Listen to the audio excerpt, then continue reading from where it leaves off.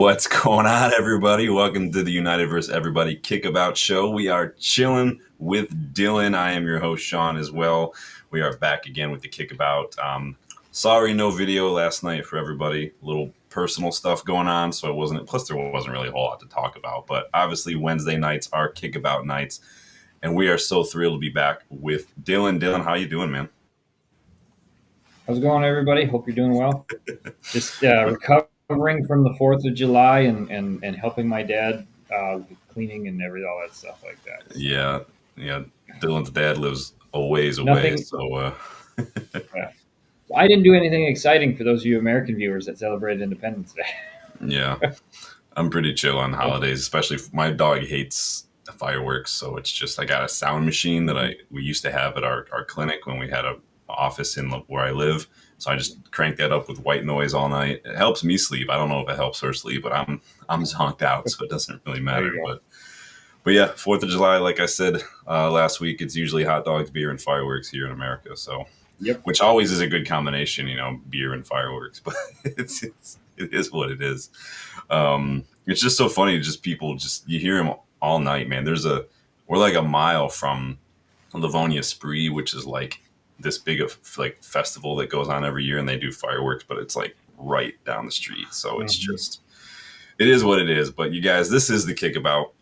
Pretty chill vibe here. We're just going to recap a lot of the main points that have been coming up through Manchester United news and rumors of the last week. Just kind of sharing our thoughts, kicking the topics around just like a football, and just kind of having a good relaxed vibe. But we're happy to be back with everybody. Make sure you guys are liking the video. Make sure you subscribe to the channel if you are new. Make sure you check those memberships too to learn how you can get more involved in the content of the channel as well. There's some links in there for the United vs. Everybody store. You guys can see that pinned in the chat. All sorts of one-of-a-kind gear in the store. But let me get started here. Caught up on the chat. Matt Hatter, there's a name we haven't seen in a minute. How you doing, man? Good to see you again, Matt Well, Hatter. man. Danny B in the house.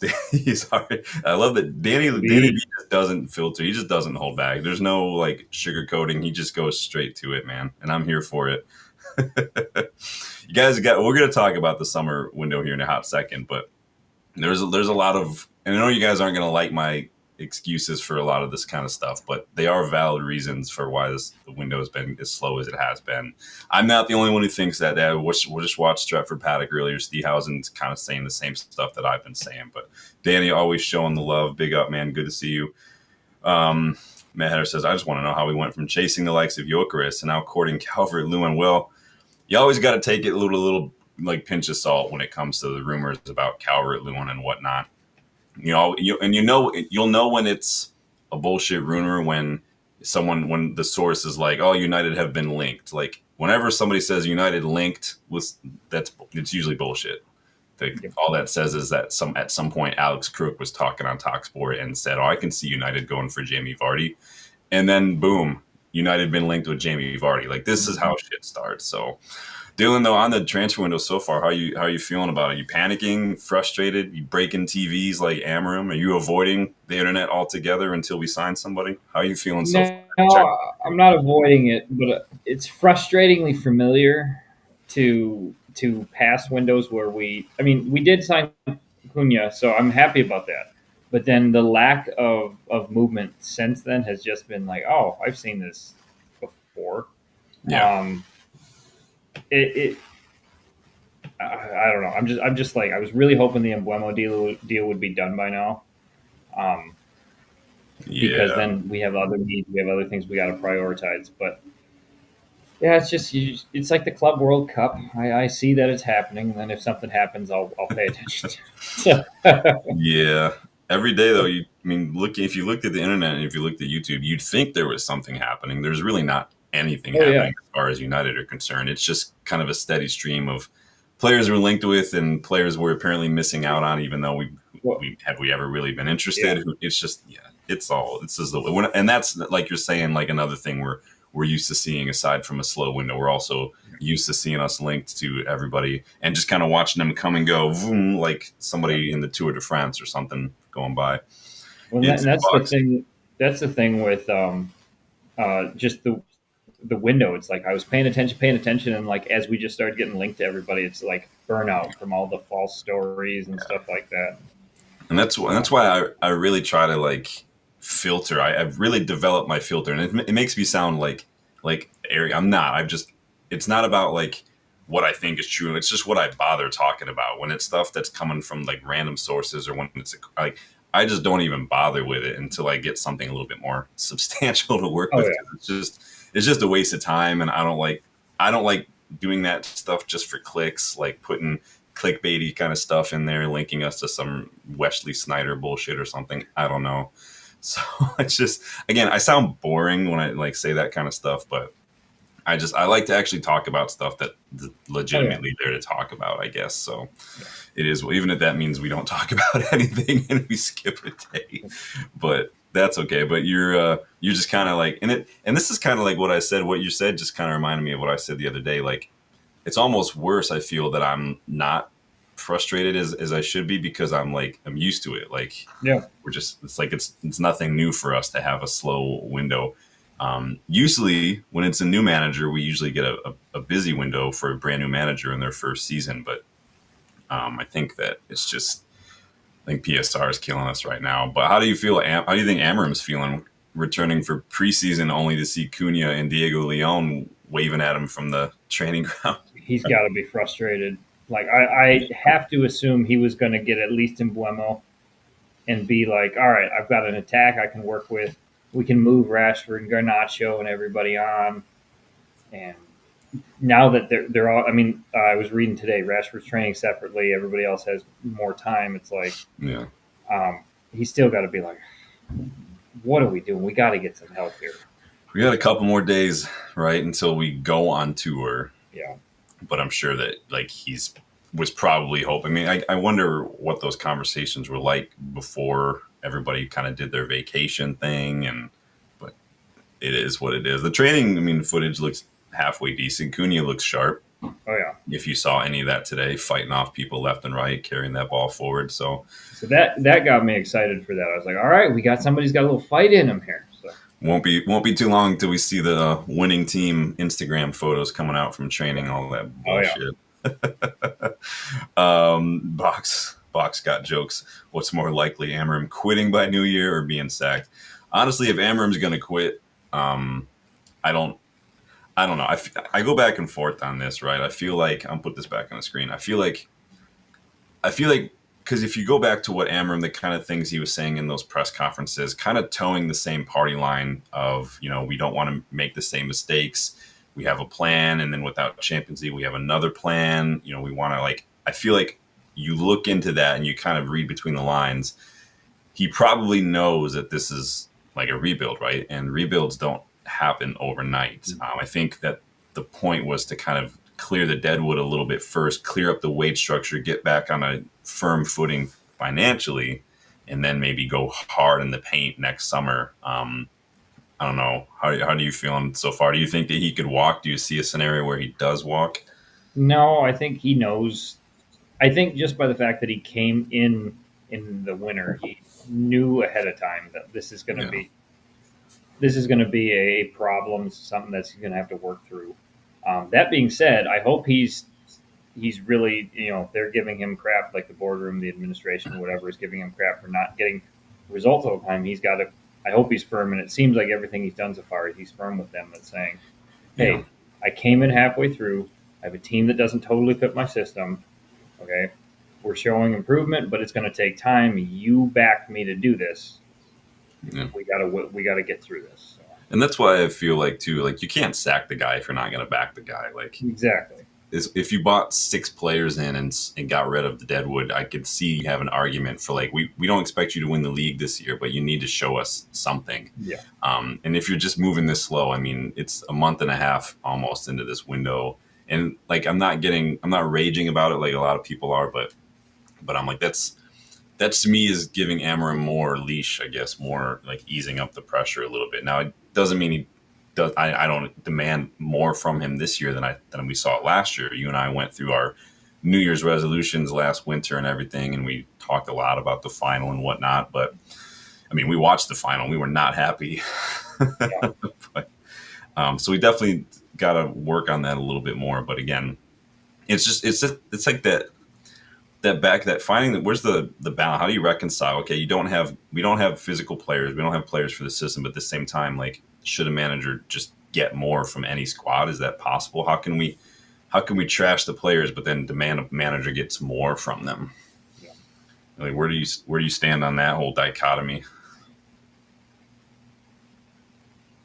It is frustrating because you look at the players being professional athletes. You should be able to adapt to the other systems, but like we look at Dallo for part of this. I mean, he athletically and attacking wise, he's okay, but he really doesn't fit the system defensively to cover all that ground. So Well, you can Dallo got bring himself a new players. shirt number today, though, it looks like. So Oh, did he? I didn't actually see that. yeah, he took Lindelof's number two, Oh, okay. which is fitting since he plays like a big giant stinking pile of number two. But yeah, new shirt number usually means you're sticking around for a while, especially if it's one of them single digits, right? So that tells me that the right back is solved for now, or the right wing back is solved for now. But Do you think he's going to be playing right wing back with Ahmad? yep, I think Not they're going left. to rotate. Yeah. I think they're going to Uh, rotate. Dallow's what, 26 now, Mhm.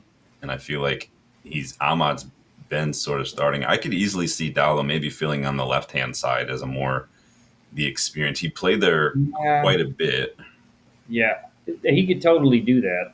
I almost feel like if the Embuemo deal doesn't get done soon enough, that Ahmad's going to slot into that 10, and Dallo is going to be the 9 or the right wing back. Yeah, if we don't get him over the line, it's definitely got to be Ahmad thrown in the number 10 and Yeah, figuring that out. But it's almost getting to a point now we like almost like midfield where like we've got too many players, but not like quality wise a lot of players, if that makes sense. Like we yep. have a lot of midfielders, but half of the ones we have I could easily see leaving, or Hmm. a couple of them I would probably want to leave. So it is, and we've got bodies. We don't really have quality necessarily in all That's these positions. that's But it. how are I'll you say guys hey, feeling about? Stephanie real quick. So Yeah, big up, Stephanie. Welcome back. How are you guys feeling about Dallo getting that number two shirt? I know a lot of us, myself included, would have sold Dallo. I think getting him over to someplace like Atletico Madrid, AC Milan. They just Kyle Walker is now at Burnley. He's no longer at Milan, so maybe getting him someplace where he can just go be right back, getting some money. You could make money on Dallo. I haven't seen enough from Dallo ever hmm in this squad. So I don't know. I saw that and I was like, well, that means we're probably stuck with him for a while. So um, it is what it is, man. But yeah, penny for Amorim's thoughts. Rolling back into right. Carrington, like John Travolta gif, like what? Where's Yep. all my signings, guys? I was like, we thought in Buemo, right? We were gonna do something with no. Yep. That's not how. All right, cool, awesome, and get to go back with these bluffers. I'm curious to see what happens with the four wingers that are not really going to be part of things moving forward. We saw some stuff the other day, right? They weren't going to be allowed back, but what happens if you can't sell them? It's going to be awkward. That's going to be a big Oh thing. man, Daddy says seen better number twos come out of my ass. Yes, yes, more effective ones for sure, more formidable ones, I should say. Fox says, yeah, I don't mind Dallo as a squad. I mean, is a 26-year-old like right back? Is he going to be happy with the squad role? If he's not happy with the squad role, and if he's not going to play a lot, I'd rather sell him, Oh, right? Make some money and promote like a Montato or Kamasan or something like that, and basically say, Ahmad's a starter. In the event of injury, Mazraoui can play there as well if he's not playing center back. I mean, Dallo to me, I don't know. I maybe sometimes I feel like one of the only people who's just over Dallo, but I've never really been fully 100% Dallo at this club. But I don't know, man. Man, see, everyone says they don't mind Dallo, don't mind Dallo. I think that in defensively 1v1, he's not super effective. His final ball is garbage. He's got like a decent step over in him, but literally 1 out of 20 crosses finds its mark, man. Um, but squad player, I don't know. I guess it's good to have I squad mean, players. I just go ahead. I'd take him as a squad player if we kept him. But I mean, he's not. I look at it. He's no Dennis Irwin or Gary Neville. So it's I mean, of course not. like, Of course not. But this is the thing. He's not an Ahmad. no. Mazraoui, we bought Mazraoui with Dallo in the squad as Yep. well. And so I'm like, I mean, a couple managers have already, like, we had Dallo. Ollie bought Wan-Bissaka. We had Dallo and Wan-Bissaka. Ten Hag got Mazraoui. Like, Ahmad's going to start over him in this system. Like, Yep. I can't see a world where he's going to be getting as many minutes as I would. I mean, I don't even know how much is he on per week. Let me see what he's on, because I don't want to freaking spend a lot on someone, a 26-year-old who's just going to be a squad player too. Yeah. I feel like he's 25. He'll be 20. So yeah, get out of here, pop up. Guys, make sure you hit that like button. Get involved in the chat. What's everybody saying in this poll here? So Dallo is on 85K a week, so not a lot. And that's why it's similar with Garnacho. Like, low wages, I feel like that would be appealing for an interested club, because even if you give him a raise, you maybe go to like 100K a week and you won't have to worry too much about it. But interesting. Stephanie says, could Dallo play center midfield? Maybe if Ten Hag were still here. Yeah. Because it was Mourinho who bought him, right? Yeah. Dallo when he was a teenager. Yep. And he was injured, I think, when we bought him.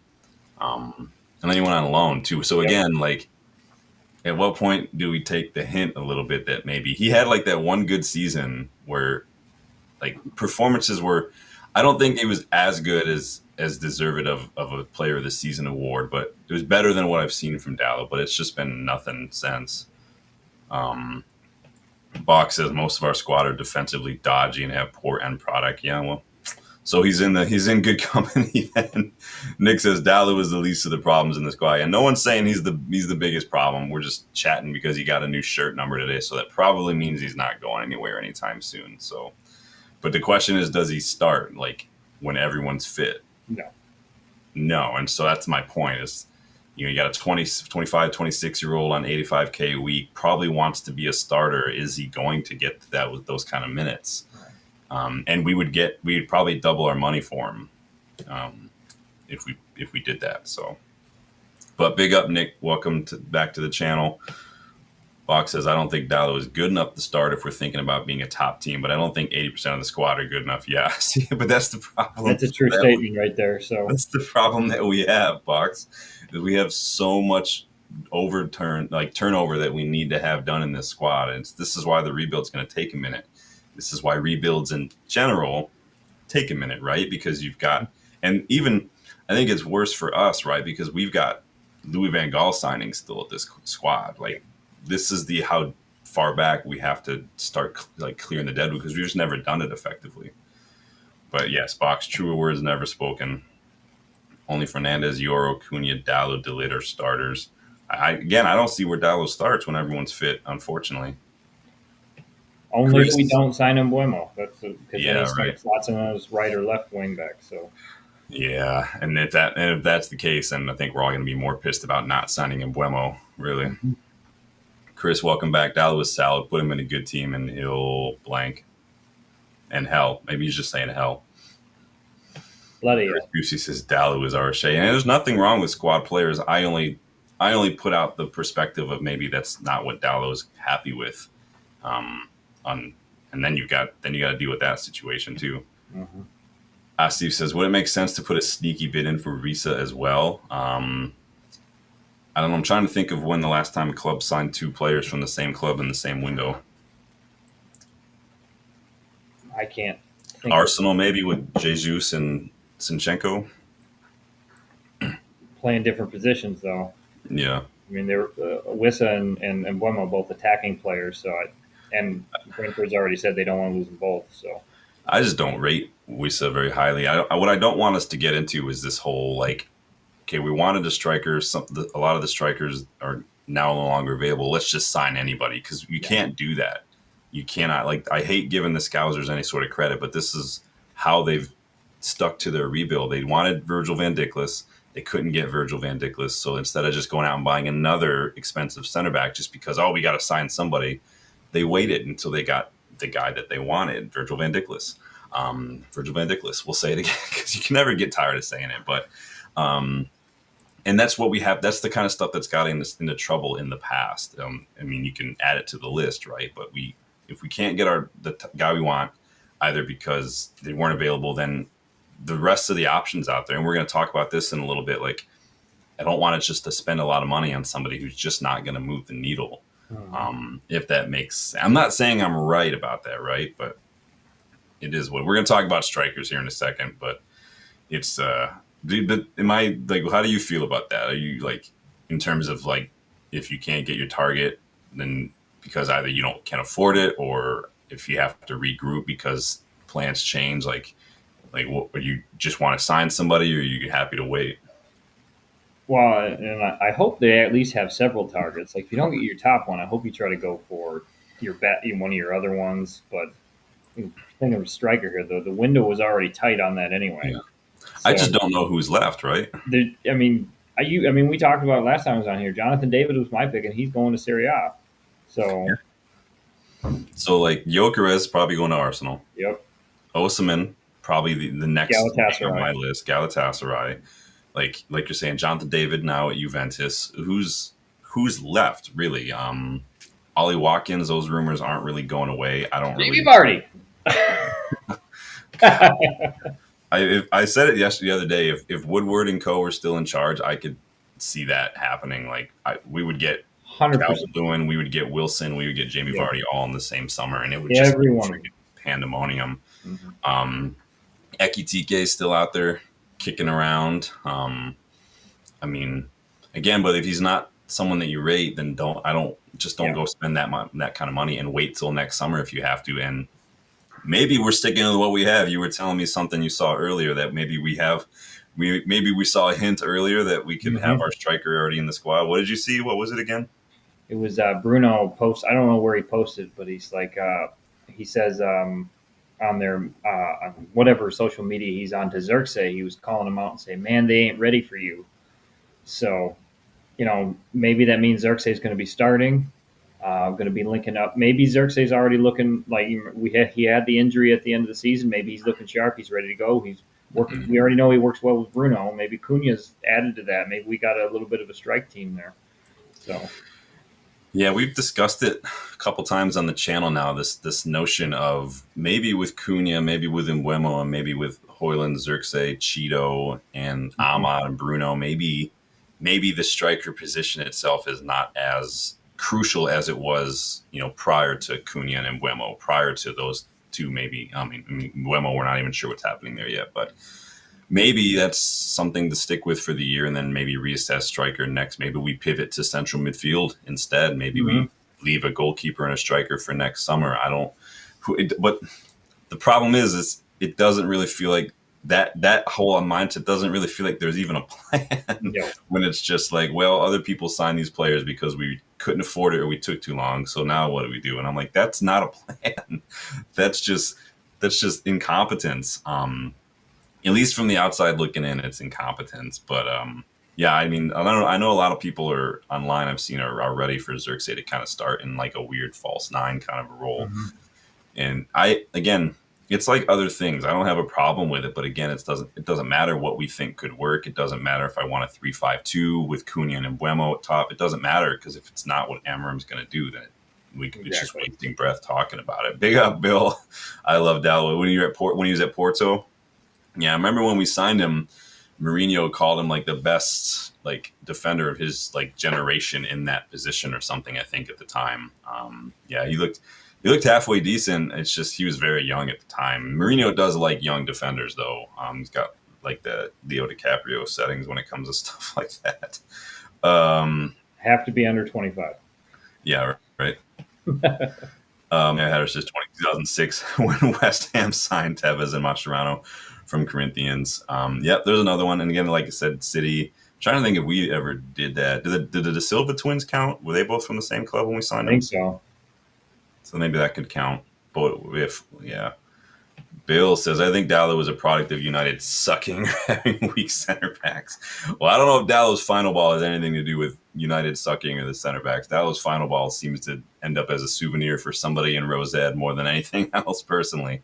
Um, Again, like every now and then he'll get one, but he's had like a handful of really good like defensive moments a couple of years ago, but I can't think of like a steady, consistent stream of matches where he's actually been good. Like I think he's heavily at fault for a lot of the goals we've conceded from these balls that are just whipped in from outside of the box because he doesn't close people down. He just like the Chelsea game sticks out in my mind. Brighton, nobody closed down Matoma at all. Like, or it wasn't Matoma because Matoma scored. It was the winger, Adingra, I think it was. But he's just standing there, bent over, hands behind his back, 10 yards away from the attacker with the ball, and you have to close down your man. Like Chelsea, Cole Palmer, like those like 2 seasons ago, last couple matches of the season, like they won because of nobody closing down the space, and that's Dallow's man. And those are the kind of things I see from Dallow on a regular basis, and it's very, very frustrating. It's just because it's just defending like day one stuff. This is schoolboy stuff, and so. But again, it's just my opinion, the way I prefer my defenders to defend. But big up, Bill, man. Hope you're doing good, man. Box says the positive is the center forward list of targets is growing. The negative, full of retirement players. Well, again, don't put too much into necessarily what you're reading. We're going to be linked to everybody under the sun. Some of it's agent talk. Some of it's just lazy journalism. Some of it we know is just going to happen. So I wouldn't put too much stock into every rumor that tumbles across your timeline. Danny says, cheap gamble on a Rocadare. He would have cheap wages and be easy to move. Yeah, or you can go like the Samu route as well. There's a lot of strikers out there, but again, unless you sold somebody, then you've got young players like Rocadere who are, in a one-off season. You still got Hoyland, you still got Xerxes as well. Do you have any like random strikers that no one's talked about that you're looking at? No. I've just been following the major signings, hoping that we get the Embuemo deal done. But yeah, I keep seeing Gyökeres come up. I keep seeing Osimhen come up. It's like, okay, thank you. Yeah, he looks good when he plays for Portugal because he's playing in his right back role, and I think Dallow tends to feed off like his Portuguese buddies, if that makes sense. When he's playing with Ronaldo, when he's playing with guys like Ruben Neves and stuff like that, you see a different Dallow. I think there's a little bit of that international camaraderie that kind of, at least from an emotional and a mental standpoint, you could see Dallow kind of open up a little bit more. But maybe that's a big thing. Maybe he could go back to Portugal. So maybe we can throw him in a deal for somebody in Portugal. I don't know. Let me see all right, I'm caught up. We're good there. Let me scroll back up here and take that off the screen. Right on. So Ollie Watkins, yay, nay? Not at this point, unless he's like cheap. Yeah, 20 million maybe I'd pay for him. Yeah, I'm not going to break the bank for Ollie Watkins. So Ekitike at all? Too high a price. They're going to demand a king's ransom. It's not worth it. Moise Keane? No. What were you going to say, sir? I was going to say Ekitike's only had the one good season. We have the one season syndrome. How many times have we done that and then been burned? So Vlahovic? A couple years ago, I would have said yes. Now, he's just fallen off a cliff. He gives me the same vibes, like the Hoyland vibes of the confidence is just shot. Yeah. Okay, and he's playing in Serie A, where it's a little bit different. It's not as physical. It's an older, more expensive Hoyland in terms of wages. Exactly. He's on like $300K a week, and he's scored literally 10 league goals last season in Serie A. Just not gonna. And we're gonna talk a little bit more about Vlahovic because there's some stuff that came out today as well. But I've just never been sold on Vlahovic just haven't. But that is just me. So yeah, I did see that box for Teggy joining. Like, I don't know what's going on with these. They go over there for 6 months. They get 6 months of like 500, 600K a week, and then they're just done. Like, it's ridiculous, man. Nick S says our best bet, in my opinion, right now, in the position we are in, will probably be Watkins. Max. Yeah, well, 60 million is the price I've seen. Villa are in some major financial struggles. They just got hit with FFP stuff, had to pay a fine. I doubt. And again, it's kind of Villa's situation reminds me a lot of Everton's situation. Um, they had a lot of players that a lot of clubs were interested in. They were in financial need. Obviously, they don't want to sell a lot of their star players, so they're going to ask for a lot of money for each of those players, like Onana or Branthwaite back then. Villa are going to do the same. I think you can probably push them a little more because they need a lot because they only had players on loan and they didn't really do much else. So maybe we could. I mean, I still think Garnacho could go to Villa. He should if he wants to stay in the Premier League. But is there anybody you would take from Villa? Not off the top of my head. Kamara, Rogers, probably the two that stick out right off Maybe. the top of my head. Yeah, I guess we could take them. I don't know how well they fit in the system, but yeah. Rogers just wouldn't start because he plays in a position that we might be pretty stacked. And Kamara, though, I would take in a heartbeat. Okay. Because I wanted him since he was at Marseille. The dude was captaining Marseille as a teenager, and Villa got him on a free transfer. It was knowing Danny agrees. Yeah, Kamara was that dude. Right. I was worried about him when he picked up that long-term injury a couple of years back, but it looks like he's fine. So, box says John McGinn. This is 28 million. So instead, Ollie Watkins will just have them pay for Garnacho and give us Kamara, and $30 million for Garnacho plus Kamara. I'd rather go spend a little bit on Lennon Miller. You're basically getting a silkier version of John McGinn, just as physical, but a little bit more chance curation. Lucky, welcome back, man. How you doing, Ollie Watkins? I like him over Shea Strikers in other leagues. I don't have a problem with Ollie Watkins, but I'm not, just like Emi Martinez, I'm not spending a lot of money on him. Like, it's just not going to happen. So that's fun. So let me go back to this poll because I want to get back to that real quick. So the Embuemo stuff, who knows what's going on there?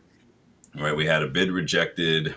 Brentford is reportedly setting their price a little higher now. They keep referring to all these other stuff. I remember last week it was like, oh, they're looking at a Spurs bid or something that, according to Lori Whitwell, didn't actually ever exist. So I think, and that's why I did that video the other day with the thumbnail, like Brentford playing games, because Brentford are just playing freaking stupid games. A lot of people are frustrated, right, about the Embuemo thing, but they're completely neglecting the fact that Brentford are literally changing their terms and changing their asking price like almost every other day right now. It's ridiculous, dude. I saw Ben Jacobs say that Spurs could be in for Wissa right now too, which could maybe throw the whole Embuemo situation into a little bit of a disarray because they're not going to want to sell that many players, and if they sell, it might be a question of who buys what player first. We got to move. We got to get something done, and we can miss out on that altogether. But I don't know how you feel about the Embuemo. I mean, we talked about it a little bit now. I thought the last bid we had was perfectly acceptable. It was 55 plus the 7.5 with the add-ons.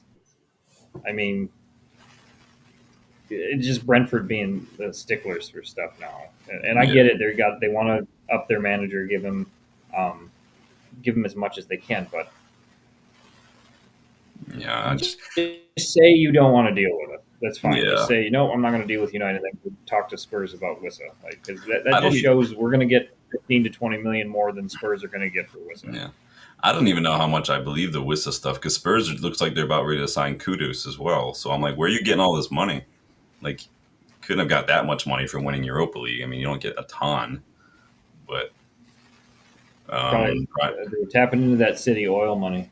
I mean, shoot, I would say maybe they melted down some of their trophies for some cash, but they don't have any to fucking melt down. So, Brian Harkins says, I always thought Jacob Ramsey was a good player. I like Jacob Ramsey. He had a bright, like, kind of a breakout season a couple seasons ago. I haven't really seen much of him since, but I liked him at the time. He looked really good. Mm-hmm. Rogers has kind of come on leaps and bounds.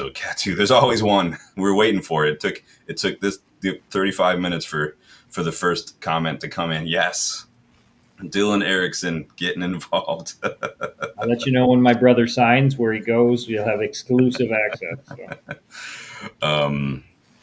I just how bad would that look though if we spend this long chasing Embuemo and then Spurs come in like overnight, get Wissa like that, and then we just miss out altogether because Brentford are like, well, We don't have to sell anymore.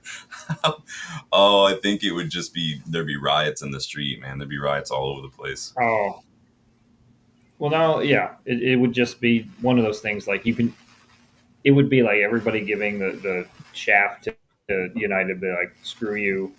Like we're just going to charge you Uh, this, charge this. Oh, and then Spurs come along. Yeah, we'll let Spurs get this. It's like, okay, you feel bad for Spurs because they're Spurs, but you know, do we though? there's a way you do things respectfully, and that's just not the way you do it. So Yeah.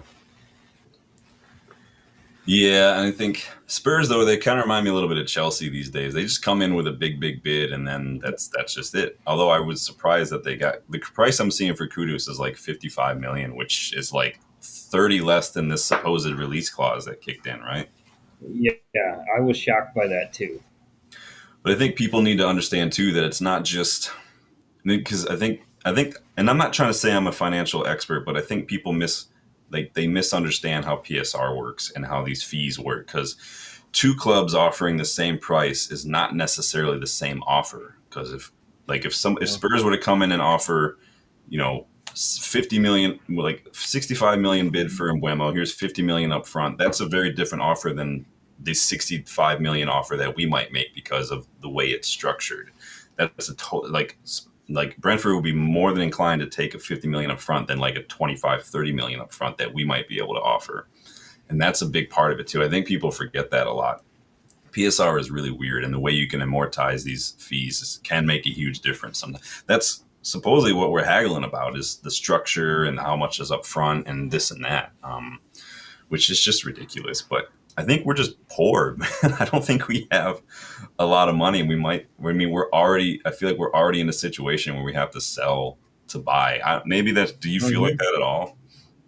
Yeah, I think that's part of the reason why these things haven't gone.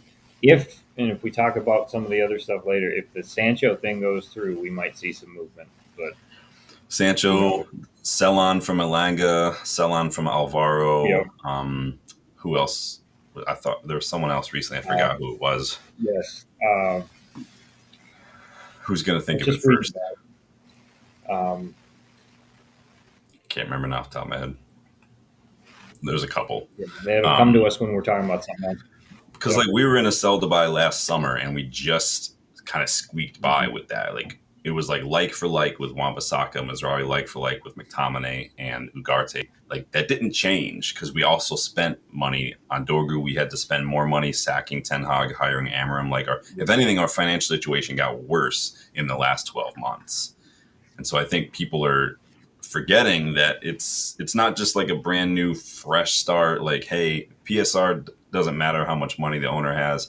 It's a 3-year window. You can only miss like 35 million in debt every year. Otherwise, and like we're shit. We're in the shit right now. It's just there's no ifs, ands, or buts about it. And so it's.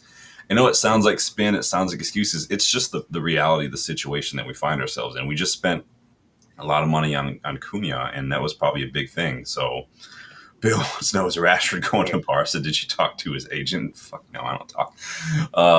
Rashford's doing his best to try to go to Barca. He's been twerking all over the place for Barca. Oh, I would love to play with Lamine Yamal. I see myself as a striker these days, not a winger Yeah. anymore, because you ain't going to start on the wing for Barcelona, my guy. Mhm. Um, there is the reported interest, though. Bayern still reportedly interested. They didn't, obviously Barcelona didn't get Nico Williams, which I was surprised to see that he signed that long contract at Bilbao. But I think their plan B is Luis Diaz, not Rashford. Where do you see? I haven't chatted to you in a minute. Where do you see Rashford going? Where do you see him playing his football next season? I don't think. I mean, most likely, if he's, I think number one, he's probably still going to be with us. Yeah. I think Wow. that's just what's going to happen. I think Barcelona. You're right. Are probably they're gonna put a bid in for Rashford. He's not gonna like it, and they're just gonna say, okay, we'll go for Diaz or someone else. They'll find something else. But Yeah. He can't play for us next season. I He don't know. There's can't. just this thing with no. He'll just sit there on the sidelines and lose a year, which is the problem. Yeah, he can't. He Just like can't do Sanchez. that. There's no way. Like, and that's the thing. People are like, it always makes me laugh when fans are like, why aren't we selling these players? Like, it's not on us to do. We can't do anything No, else as a club other than just what we've already done. Like, hey, we've loaned you. We don't want you back. We told your agent get you. That's literally all we can do. Like, if you put stuff out on yep. your lawn for a garage sale, you can't like chase people down to make them buy your shit. Like, either they want it or they don't. There's nothing you can do about it. That's a good analogy, right there. I mean, right? What are you going to pick up these old raggedy ass beanbag chair from college and start waving it around your head, chasing down some minivan as it passes by I'm your gonna house? buy Like, this. buy my shit. It doesn't work like that. I mean, maybe we could have a garage sale outside of Old Trafford. There's plenty of room. I mean, but shit, or a boot Mhm. sale as they call it in the UK. There you go. Chris Coopsey, beaming every time someone mentions Lennon Miller, lifelong friend with his uncle and father, kickball with both over the local park. Couldn't get near him. Well, put in a good word for us, man. We did a whole scouting report on him a couple weeks ago, Lennon Miller. If I would love him and Hayden Hackney, they are like a quintessential like mid '90s Sir Alex midfield duo, in my opinion. I think both of them, like Lennon Miller's got that movement, got that physicality. Hayden Hackney's got that deep line kind of playmaking ability. I think they would be such a good pivot for us. But what you gonna do? Danny says Ineos would be ruined if we don't land in Bremo. Yeah, I think they're like hanging on by a thread right now, and really they're in the negative. They have so much work to do just to get back to neutral in terms of fan opinion and failing. If we fail in Buemo, what did I do with my poll here? So I asked in the poll, will we finalize in Bueno before the preseason tour? Which we've shifted that over and over again. First it was like for July, and then it was like before preseason, and then now it's before we go on tour.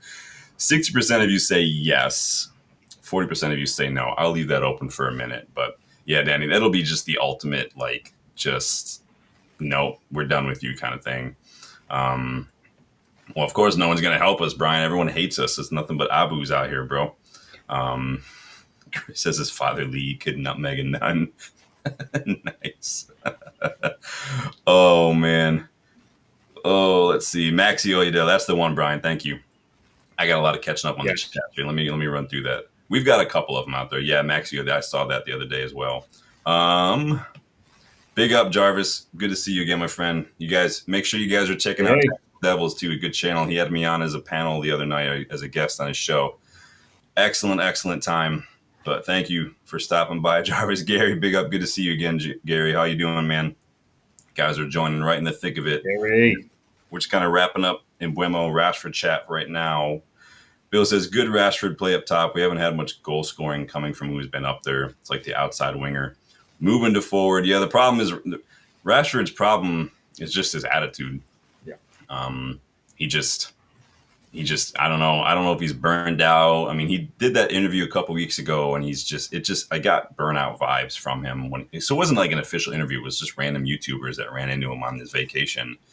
But he's saying like, I love that I get to do this, but I also hate the life of like, I can't even just go to the shops without like it being a hassle and stuff like that. And I get that. I would hate being so as introverted as I am. I would hate that. I really would. And so I think maybe just burned out from just being at United or something. The pressure, the constant media. I don't know, but what do you think? You know, is there anything more to Rashford going on behind the scenes? Do you think? What do you think is the biggest issue going on right now for him? I think the wages are the biggest thing, just trying to get a move. But outside of that, like, because that's probably weighing on him. That's probably part of the burnout is he wants to move on. He knows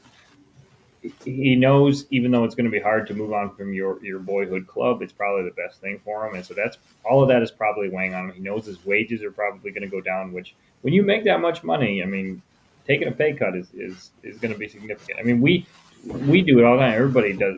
No, people aren't taking pay cuts. Sorry. If we had to do that for a job, like that weighs on people. So, you know, the moving other places, the stuff in the tabloids about things that probably the hate online is all probably weighing on him. And then, you know, he's trying to get out there with the you know, telling Barcelona, I see myself as a 9. Yeah. Nobody really bought that, dude. I watched the nobody bought the only thing he could have done more in that interview to twerk is just if he was wearing a full Barcelona kit, just shirt, shorts, socks, just everything, like Yeah. dyed his hair blue and red. Like he was basically just like, come and get me. Like, Yep. could you see yourself playing Lamine Yamal? Yeah, hopefully we'll see. Like, dude, Yeah. come on. Like, what are you doing? Yeah. But it's a bit ridiculous when Bill says he's burnt out from sucking. And I think that I think what does it for me, I'm not, this is just correlation. So I don't know for sure. Like, I'm not saying 100% this is like an issue, like, but it's hard to ignore the juxtaposition of the new contract and then the dip in form. Like, it was like 22, 23 contract, 300K a week. And then it was just, yeah, like just Literally. done. Wile E. Coyote, poof of smoke off a cliff, your form, dude. And then his attitude, just a lot of the behavioral issues kind of started then with the whole partying and whatnot. And then the disciplinary issues started again. The responding to people on Twitter in the middle of the night stuff. Like, what are you doing, man? Like, you're just not, like, something's off with you, dude. And so it's hard for me to ignore that kind of stuff, I guess, from a mental health perspective. Like, I'm more concerned about, like, dude, are you all right? Like, I'm not safety checking, but I'm like, this is the kind of stuff you get when people are burned out and exhausted. This kind of lashing out, this kind of reactive behavior. Like, professional footballers should not be responding to randos on Twitter at like 1 a.m. Like, it shouldn't be happening. So, but we'll see if he gets his dream move or not. If let's say hypothetically Barcelona do buy him, is he even going to get to be registered to play for them? No, that's the other problem. So He's going to be sitting on the bench with Danny Olmo, just like, hey, what's up? Nothing. Cool. Awesome. Weather's nice. Hey, happy to be here, guys. Just happy to be here.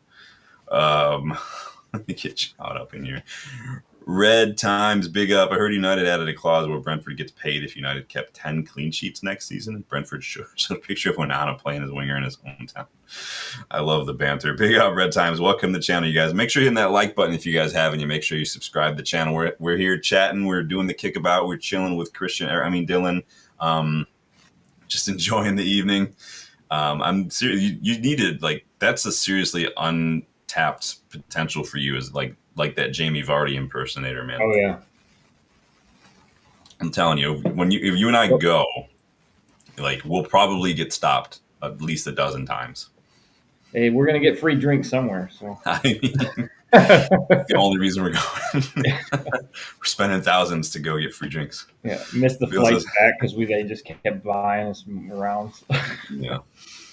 Bill says, no one says they're burned out when you're starting for England and leading your team in goals. I mean, even starting for England is a completely different animal than playing for United. I mean, these players look at going to the England camp almost as a vacation many times, because even playing for your country, no matter what country it is, it's not playing for United. It's just the way it is within this country, with the standards and the media coverage and just the constant criticism and scrutiny and everything. It's just, you can't escape it. That weighs on people. Even just silly things like shirt numbers. Valencia had a number 7, gave it away because he didn't want it, like, because of just all the weight that came with it. Like, there's a lot of weight at this club, and everywhere you look, there's the history, the success, the standards. It will weed out a lot of the people who just can't handle it. And I think that Rashford probably is just getting to a point where it's just a little too much. I mean, that's just me, though. Gary says, good luck to any club that gets Rashford and Sancho. They'll need it. Yeah, they've basically been told to fuck off. So you guys are funny. Samuel Mark Ingham, welcome back. Did you hear Manchester United will get more money from another football club signing? Yeah, we're making money. We're not even selling players yet. That's how it works these days. So I don't even care if it gets us a little extra money, get that Mbeumo deal over the line. As long as Brentford stop changing the terms on us every time we come back to the table, I'll be happy with that. So, I'm gonna get caught up here. Hold on. He does look like Christian Aaron. That's funny. This is a new one. I haven't seen this one yet. Because I'm balding. I see what you're talking about. Because it's Donnarumma. I mean, you don't have that big scar like Donnarumma has. Yeah, no, that's up here somewhere. So, drink enough in England in the wrong part of town, you might pick up a couple scars on the way home. But oh yeah. Did you see that this is so totally random? I saw this today. United announced the Joe Thompson Award to honor his memory today. It's a brand new award that the club just created to honor a member of the academy players or the staff who exhibit the Manchester United values like Joe did when he was at the club. I saw that. I like to shout that stuff out. I got the chance to speak with Joe a couple times because he was in the PFA class that I'm in. So he and I had a couple breakout sessions. Dude, top man. He's so nice. So just never just smiling and stuff. I honestly didn't even know that there was anything going on with him until after the fact because you just couldn't tell. Like the guy just super strong. But I thought that was pretty cool. So see, the club's got some stuff that they're doing a little bit more on. So And for me, when I was reading about that, like number one, great tribute to him. Just everything I read about him, class act, represented not only the club but everyone around him. He was just a top man. Yeah. But just looking at it from a club perspective, that's such a positive thing to do. We want to change the culture of that area. We want to set good examples, and what better way for the young the young lads and the staff and everybody to have some recognition for that, to set that positive, set that positive example. I think that's just a fantastic idea that they put that together. So, yeah, I think it's because the NFL does this on Thanksgiving, right? They have the what was the award they give away on Thanksgiving? The turkey. What is that called? Gobbler. So, but like it's for like NFL player who has done a lot in the community and things like that. Man of the Year. Yeah, that one. Walter Payton Man of the Year one. So yeah. So I think that kind of like that. So it's enough to just, hey, you're the best player, but this is like there are values associated with this club. There are values associated with like what we stand, like you're saying, and we want to make sure we're recognizing that as well. I think that's a pretty cool little tribute as well. But so big up the club for getting that one done here. Hesty says, just watch some Juve fan channel said Man United monitoring Vlahovic. Is that true? I mean, we're linked to everybody, man. We've been reportedly been offered Vlahovic as part of a swap deal for Sancho. Douglas Luiz reportedly also swapped. We're going to see. We're going to, it's, you never know what to believe. I just don't rate Vlahovic personally. But we'll see. It also depends. Like there are like Calcio Mercato, Tutto Mercato web. There's a lot of Juventus heavily focused Italian outlets out there that can't quite be trusted very well as well. So you always want to make sure you're checking the source as well. Tackle Devil says, Sean, give me a quick breakdown of Vlahovic's strengths, weaknesses, FB ref stats. And can I give you a quick breakdown of all that? That's a lot to give a quick breakdown on personally. Strengths, none. Weaknesses, everything. I mean, the guy scored just 10 goals in Serie A last year. He didn't do very well. Where's my thing here? So, all right, I'll do it right now. Here, I'll jump straight to that one since we're kind of talking about it now. Hold on right quick. Let me get this guy going here. Talk amongst yourselves while I move some things around on my end. So, Jarvis, this is what came out today from DiMarzio. Juventus proposed to terminate the contract of Dusan Vlahovic, in fact, not paying the $24 million gross that he would receive per season. This is one of the solutions that the Black and White Club will propose to the Serbian players' agents when the meeting takes place in the next few days. So I see that maybe shaking up the striker market just a little bit. He's rumored to be up for sale. He's been working. He and Juve have been trying to work on a new contract, but it looks like they're like, you know what, you're paying he's literally the highest paid player in Serie A. Like that's just the way it is, and he's just not doing enough to justify that, unfortunately. But problem is Juve are kind of in the same boat we are with a lot of our big money players. He's on a lot of money. He's not performing. What do you do with them? And it sounds like they're going the whole, let's just terminate the contract route. I mean, they'd signed Jonathan David too, so I don't know how much faith they're going to have in him, but it's just, we've already talked about this a little bit, but Jarvis, I mean, he scores literally 1 goal in 3 games in all comps, so which is not a great return.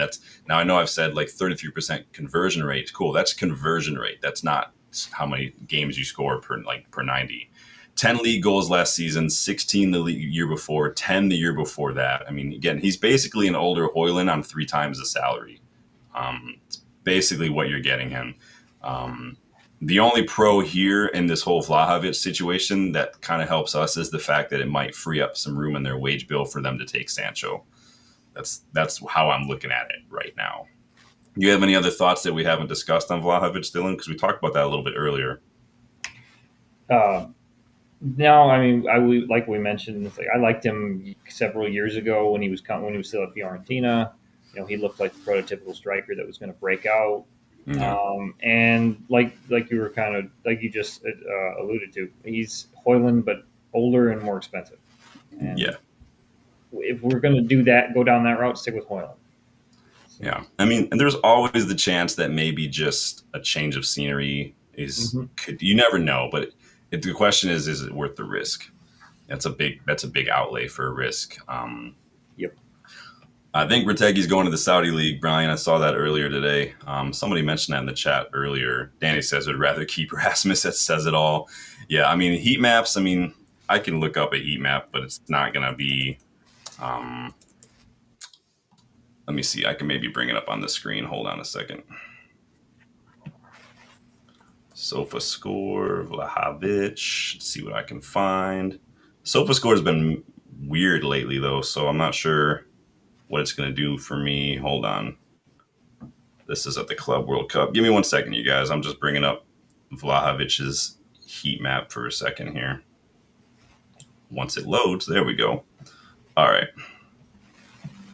You see that there, guys? So there's Vlahovic's heat map. You can see he's mainly getting on that ball in and around the box. That's where he's seeing most of his touches. As you can see, those big blobs of red.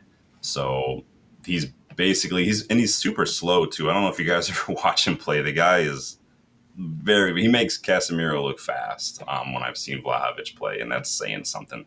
Sorry, I'm just trying to bring up all the numbers so here. Being that slow is definitely not going to fit the system if we're going to try to press. So. I mean, I just don't see it very well. So this is his, these are his percentiles, Jarvis. Can you see those up there? Not great. So his non-penalty goals are below average. He's way above average on shots, but when just because your total shots is a high percentile, it just means you take a lot of shots. But when you look at his shots versus the actual goals he's scoring, it's just not great. The other number that he's in the top 10 percentile, again, that only hurts him because, again, that's touches in the attacking box. He's in the 10th percentile. He's in the top 10 percentile for shots, but again, below average when it comes to goals. So he's getting a lot of touches. He's getting a lot of shots. He's not scoring a lot of goals, which is just, yes, it could belie a lack of confidence. It could, maybe it's the system, could tell you, but doesn't make for good reading. At least doesn't fill me with confidence. I don't know. Maybe I'm just the only one. Do you feel like, am I wrong here? No, I get the same thing. I mean, I know the step up from Fiorentina to Juve is a little bit different, but it's the same league. If anything, he probably should have done a little bit better just with the level of talent around him. But no, not for me personally. Not for me. I can compare him to Højlund and see if there's any much of a difference. Hold on, let me bring up Højlund here and see what Højlund does. You guys enjoying this live comparison? These pop-ups are killing me. I need to get one of them. I was trying to figure out what they were talking about. I don't know. So is this still on the screen? Yep. Yeah. So you see the little web there. So the red is Vlahovic, the blue is Højlund. So Højlund's got a much better pass completion. Vlahovic is better in all the system, but but again, not much. And this is just compared to the last year. So obviously Højlund's numbers last year were garbage. So if that makes sense. But again, so to me, it's not really like good. This is why I never rated Vlahovic, because I looked at these numbers every season and they're never really that great. And so it is what it is. Hesty says, is it possible he's willing to reduce his wage? Again, you're spending a lot of money is it worth the risk, in my opinion? So, but we'll see what happens. There's a chance, though, that maybe, again, him leaving could free up space for Sancho. So, Padilla had this to say earlier. conversations in the last 40 hours have gone very well between Juventus and Jadon Sancho. Now Juve can decide whether to act or wait for Porto to lower their demands for Chico Conceição. So that little Brighton winger went to Juve on loan, and Porto, and then went to Juve.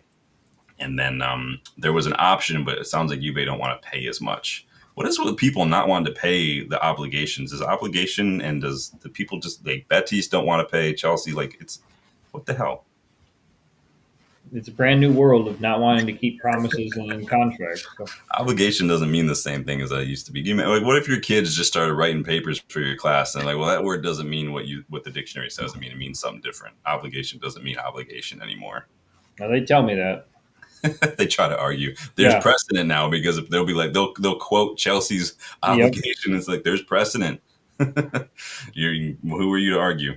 I'm gonna have to write a strongly worded letter to Chelsea Football Club about what obligation means. You set precedent. It's in the Geneva Convention. So I've always thought that maybe Juve could be a good fit for Sancho, but it sounds like the personal terms. Romano claims that the clubs haven't spoken at all together. They've just so far it's just been kind of personal discussions between Sancho. Jarvis, did you get all that too with Vlahovic? Let me know if you saw that. I don't know if you're stuck around for that or not. I put it all on the screen for you, Jarvis. But it just seems like these wingers have been the issues, and we can't get rid of them because of those wages, man. I don't know, man. It's like, let me get this off the screen for a second. I'll move on to the next one here. Boom, boom, boom. Did you see this Garnacho stuff that came out earlier today? Which I'm trying to look at my notes here. No, you're all right. Like apparently not. This is the Kickabout. We just throw the topics out there. Yeah, so the Daily Mirror, David McConnell with the Daily Mirror reports that Napoli are about to offer £45 million for Garnacho. Seem a bit low to you? Yeah. In comparison to how he's done in the past. I mean, like we said, 60 million. I mean, I could go 55, 52 with some add-ons, but Gittins wasn't even a regular starter at Dortmund and just went to Chelsea for like 55 million. Yeah. Like, this is the standard. We need to start. This is my thing. Like, we need to start throwing our weight around a little bit, sticking to our guns a little bit. Like, if Brentford want to move the goalpost, fuck it. We should too. Like, who cares, man? Yep. Like, Garnacho is the one player that we're trying to sell that we shouldn't have to budge on because he's on low wages. He had a really good season. He's young. It's literally like 55 million is a bargain, you'd think. The only issue is his freaking attitude is shit. But yeah, 55 million is the minimum to even start having the conversation. And we could definitely start at like 70 and work our way down, in my opinion. But yeah, Danny, it is a mess, dude. We've got like, what are we looking at? About 900K a week in wages from these four wingers that we're trying to sell almost. Like, just chilling. It's just ridiculous, man.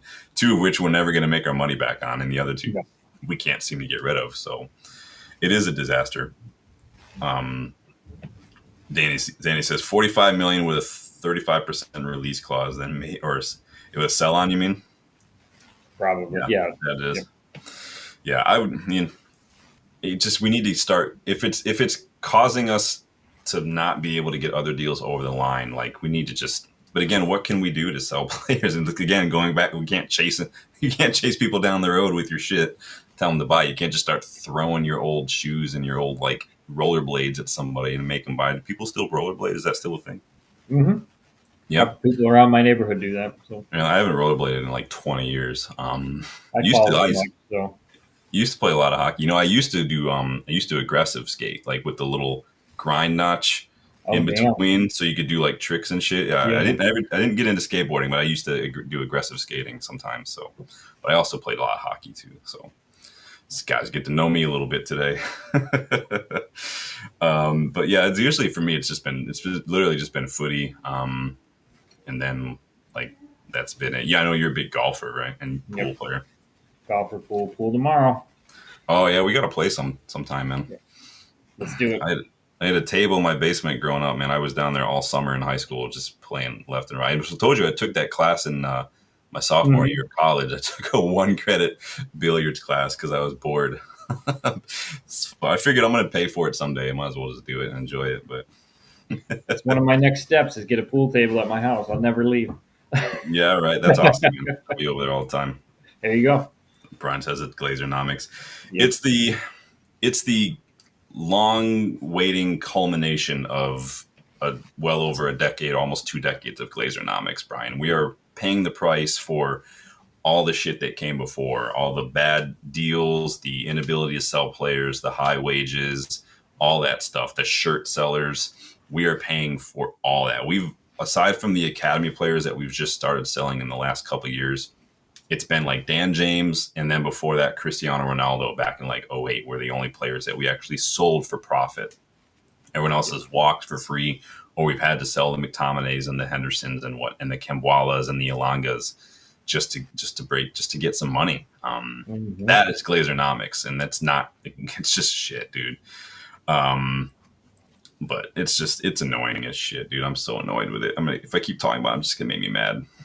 but, but yeah, the Sancho stuff. Yeah, it's weird, dude.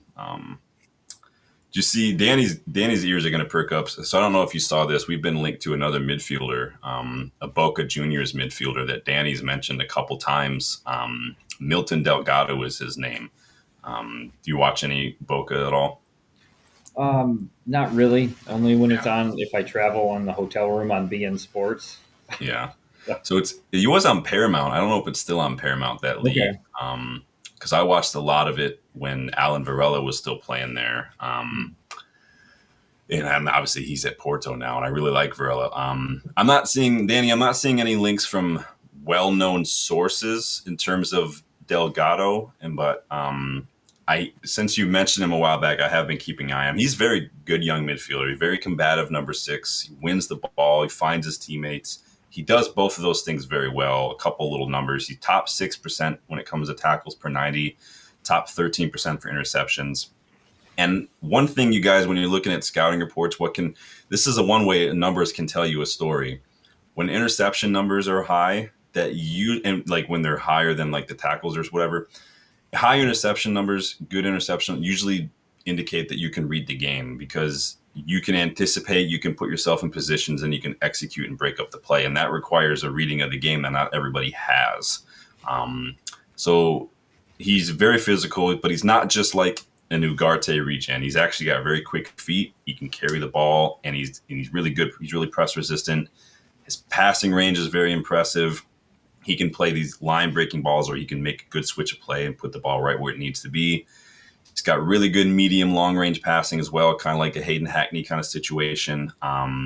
So I was looking up the web earlier, comparing him and Ugarte. His defensive numbers are pretty much the same as Ugarte, but his ball progression is just way better. So good young midfielder, but I think with Mainu, with Kone, it's just, I don't know if it's, again, and I'm not seeing a whole lot of links coming from credible sources. So I'm not saying it's not happening, but it's a good habit also to get into of watching some of these other rando leagues if you get the ability to do so. Belgian league is a good one to watch. Danny says, yeah, Danny, I know Danny's watching him. Excellent ball progressor, very small. Yeah, watching him, some of his passing is it's a thing of beauty to watch this youngster pass the ball. Let me tell you. Brian's got some Glazer diss here going on. The only difference between John Murtaugh and Jim Ratcliffe is that Jim paid $1.25 billion to be the Glazers' fall guy in the front office. Yeah, I mean, you probably won't get a whole lot of sympathy for Sir Jim on this channel in the chat, and I'm not saying I have sympathy. We know the situation that he walked into, but again, at the end of the day, you knew what you were getting into, so you don't know what you read through the books, dude. Composed views, been a minute. Hey. I think we're looked at as damaged goods, so anything coming from us isn't considered high value. How is that along being offered for Garnacho compared to Gittins? Exactly. It's just, again, if Brentford want to keep citing other fees that other clubs are paying, we need to start doing the same. So, not happy with that. But, yeah.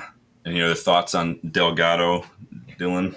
If I was kind of looking at possible, I looked into what you were talking about with the passing statistics and everything, and if true, like with well, if true, it is true, but if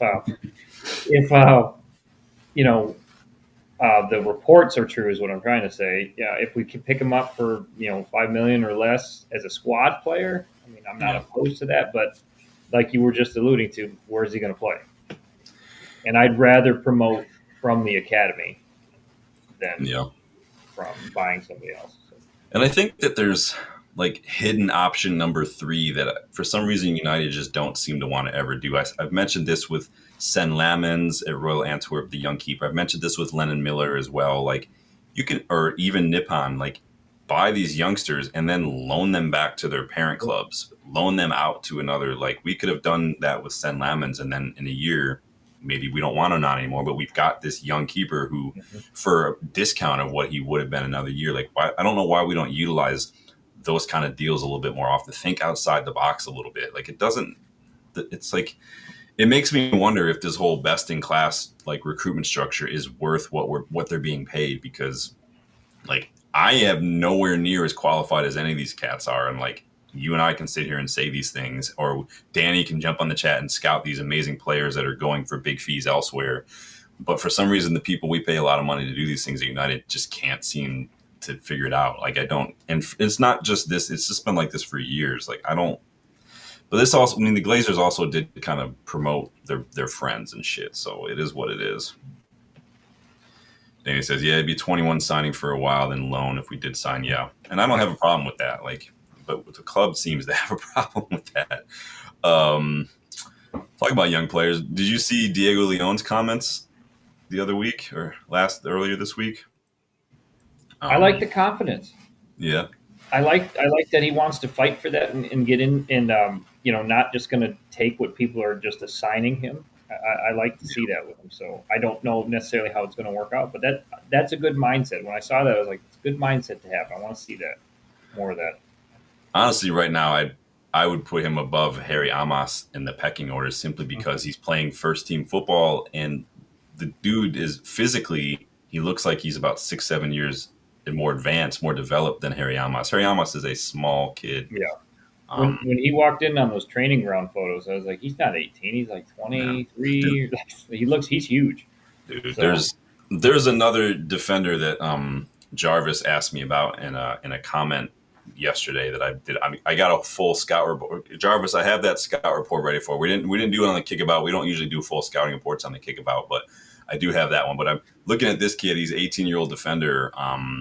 Plays for Tromsø in the Norwegian league, the Eliteserien. He looks like he's like 26. It's ridiculous.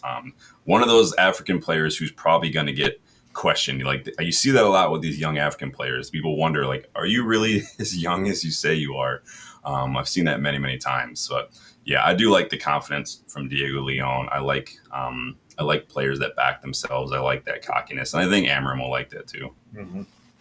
Because that means, I mean, I see him coming in and making waves, and so I'm happy with yeah, that. Dorgu should be a little concerned because Leon, he has the confidence I don't think Dorgu had coming in, and Yeah.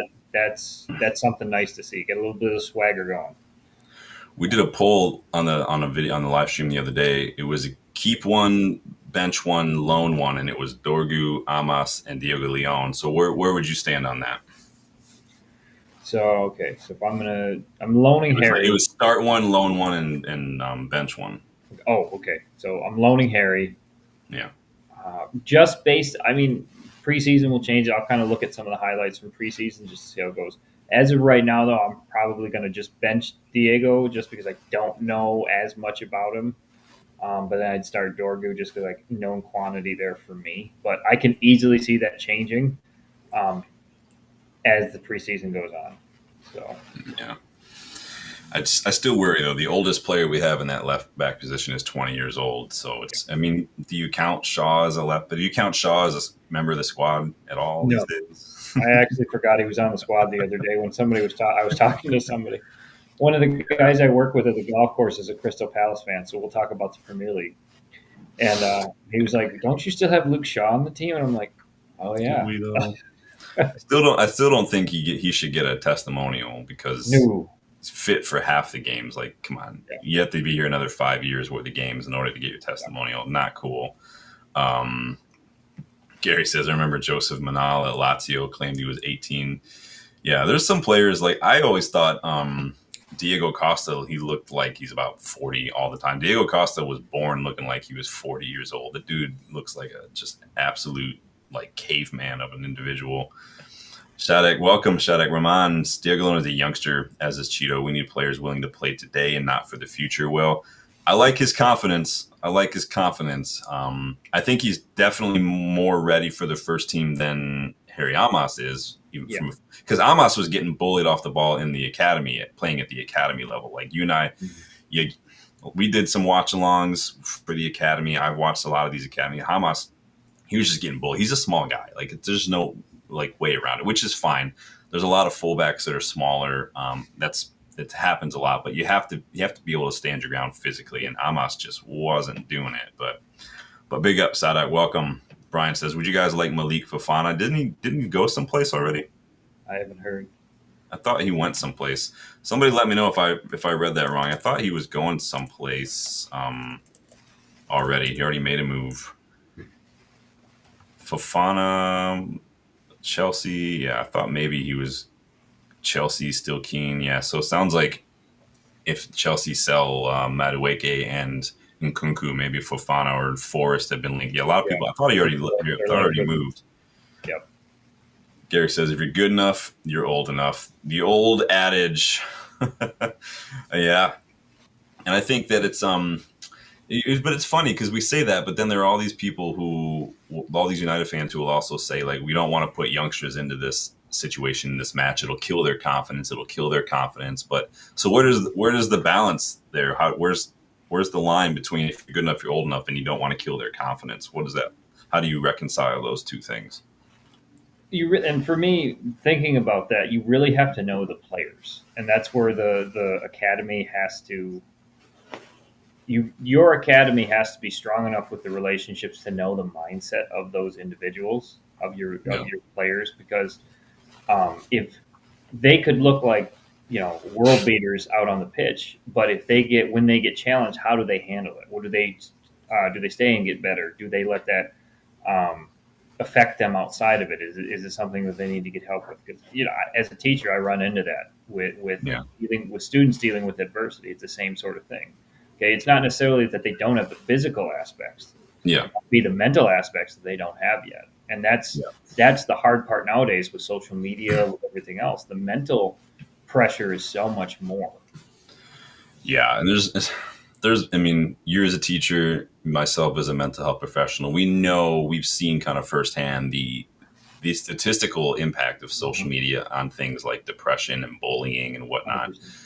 And yet that young age, you have like zero resilience skills, zero emotional awareness. You're at 18, you're still developing in a lot of ways. You haven't had those experiences to kind of give you any sort of wealth of experience to build on and to look to and to utilize.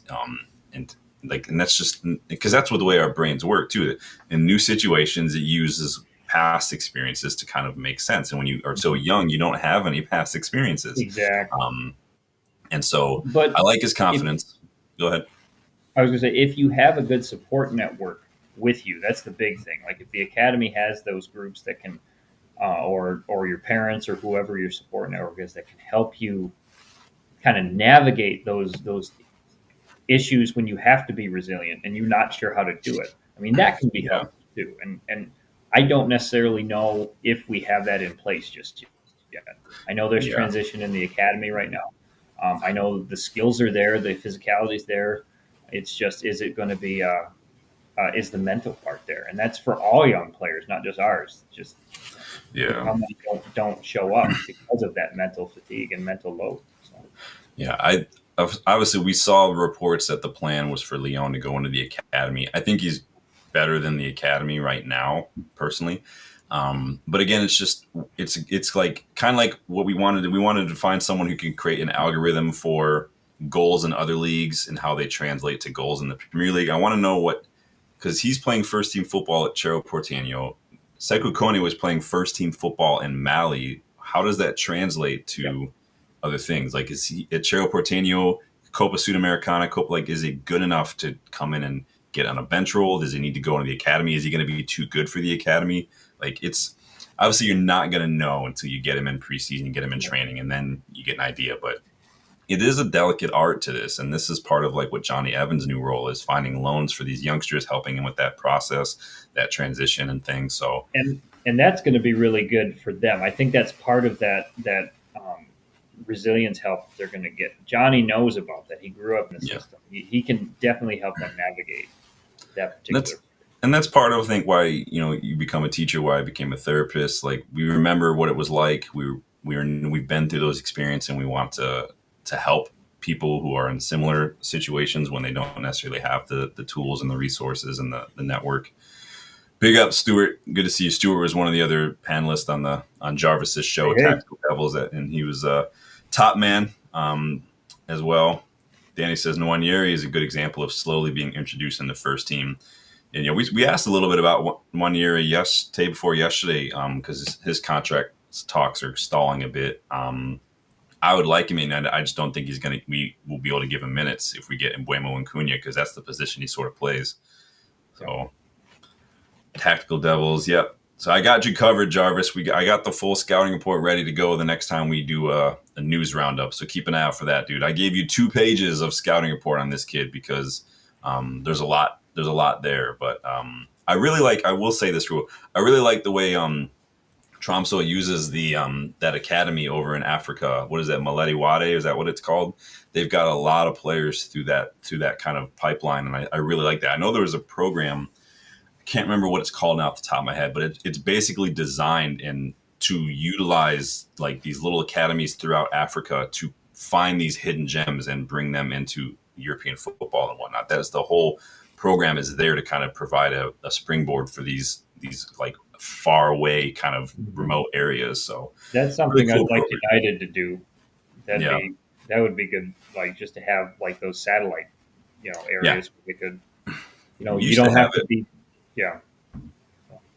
I like it a lot, but I like to get like a sister club with some of those things. Who is the Belgian club we used to work with a lot? Was that Antwerp? Yeah, Antwerp. Yeah, I think it was Antwerp or Anderlecht. It might have been one of them. Yeah. I'd like this to get back. We've got Lausanne. I think we should utilize Nice a little bit more, but it is what it is. 100% we should utilize Nice. Yeah, Sadek, and that's kind of the big thing we've said a couple times on this channel too. Like, it's nice to scout a lot of these young players, but again, the class of '92, it wasn't just a bunch of youngsters. They've got experience. The problem is, who are the leaders in this current United side that are going to provide that kind of comfort and protection and teaching for these young players? We've lamented this lack of leaders in the squad for a long time, and so. And the hard part with that leadership too, just to jump in on that, is when Sir Alex left, when we lost that group that had won the Premier League, the leaders that then took over were not the ones it wasn't Michael Carrick, the guy, somebody who represented the club and everything. It was Paul Pogba. It was who then influenced Rashford and everybody else. It was the flashy. It was the guy the silky smooth, the highlight reel, and it wasn't necessarily about the what the club was about and the characteristics that make the club of it. It was like, how can I get the most likes on Instagram? Yeah. Building that back up is the hardest part to do. It is, and that's another thing. It's not just the financial stuff. It's like you're saying, it's this culture. Yep. That's been allowed to just kind of rot and fester and strengthen really in the worst ways possible and it's not just a United thing. I think it's a football thing too, with player power and agent power. And the rise of social media, the whole player as a brand and not a player anymore. I mean, Lingard had his own logo. Sancho's got his own logo. Like, it just is what it is. You got Lukaku and Memphis out here recording raps and stuff, which is fine. But I'm like, you got like, this is your football. This football is your thing. It's too early to start thinking about life after football, especially when it becomes a distraction and impacts your footballing career. Like, there's no reason at 23, 24, you should be off doing that stuff, especially when you're not performing on the pitch. Like, then it becomes a problem. Exactly.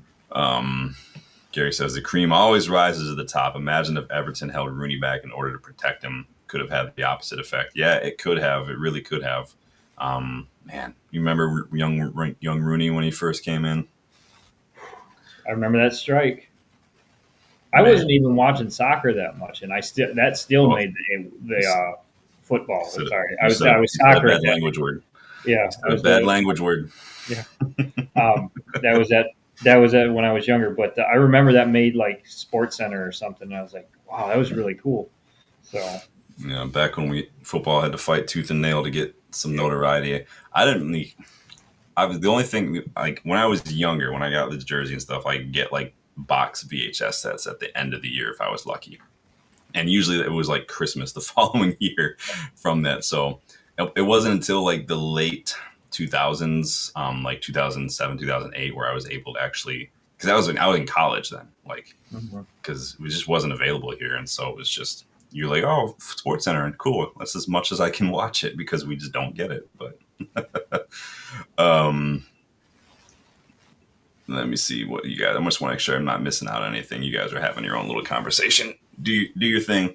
Brian says when a young player has a good game for Manchester United, bring him in, put all the pressure on him. He's the next big thing. Yeah, I think we do get hyped up a lot, Yeah. but I think that you also see the other side of that coin too, where a player has a couple of bad games when they're young and the fans turn on. We already saw that with Kobe Manu. Mhm. People forget Kobe Manu's been playing maybe a year and a half of first team football. Like that's it.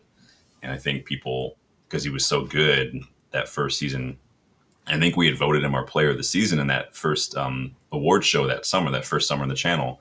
Mhm. But he's still young.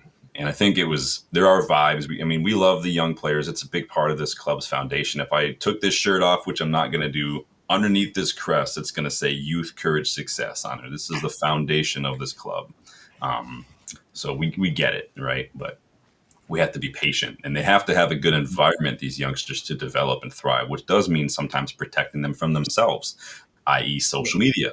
Who are you surrounding yourself with friendship wise and stuff? Do you have good people around? Does your agent have your best interest in mind? Or are they all just going to be like Mino Raiola? No offense, because the guy's dead now, but couldn't stand that guy.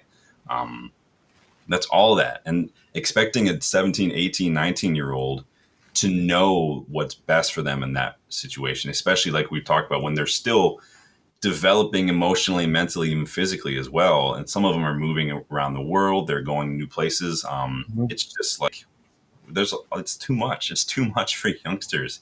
And this is ridiculous, dude. Yeah. Like that's what you're saying, man. And we know you're being sarcastic. You're all good, dude. Yep. Um, yeah, in an ideal world, you could graduate, but like the sad thing is that Manu was getting thrust into the first team picture. Garnacho was playing week in, week out. It's just Yep. the state of the squad. Just it is what it is. Did you see the Benny McCarthy interview from the other day? Did you happen to read any of that?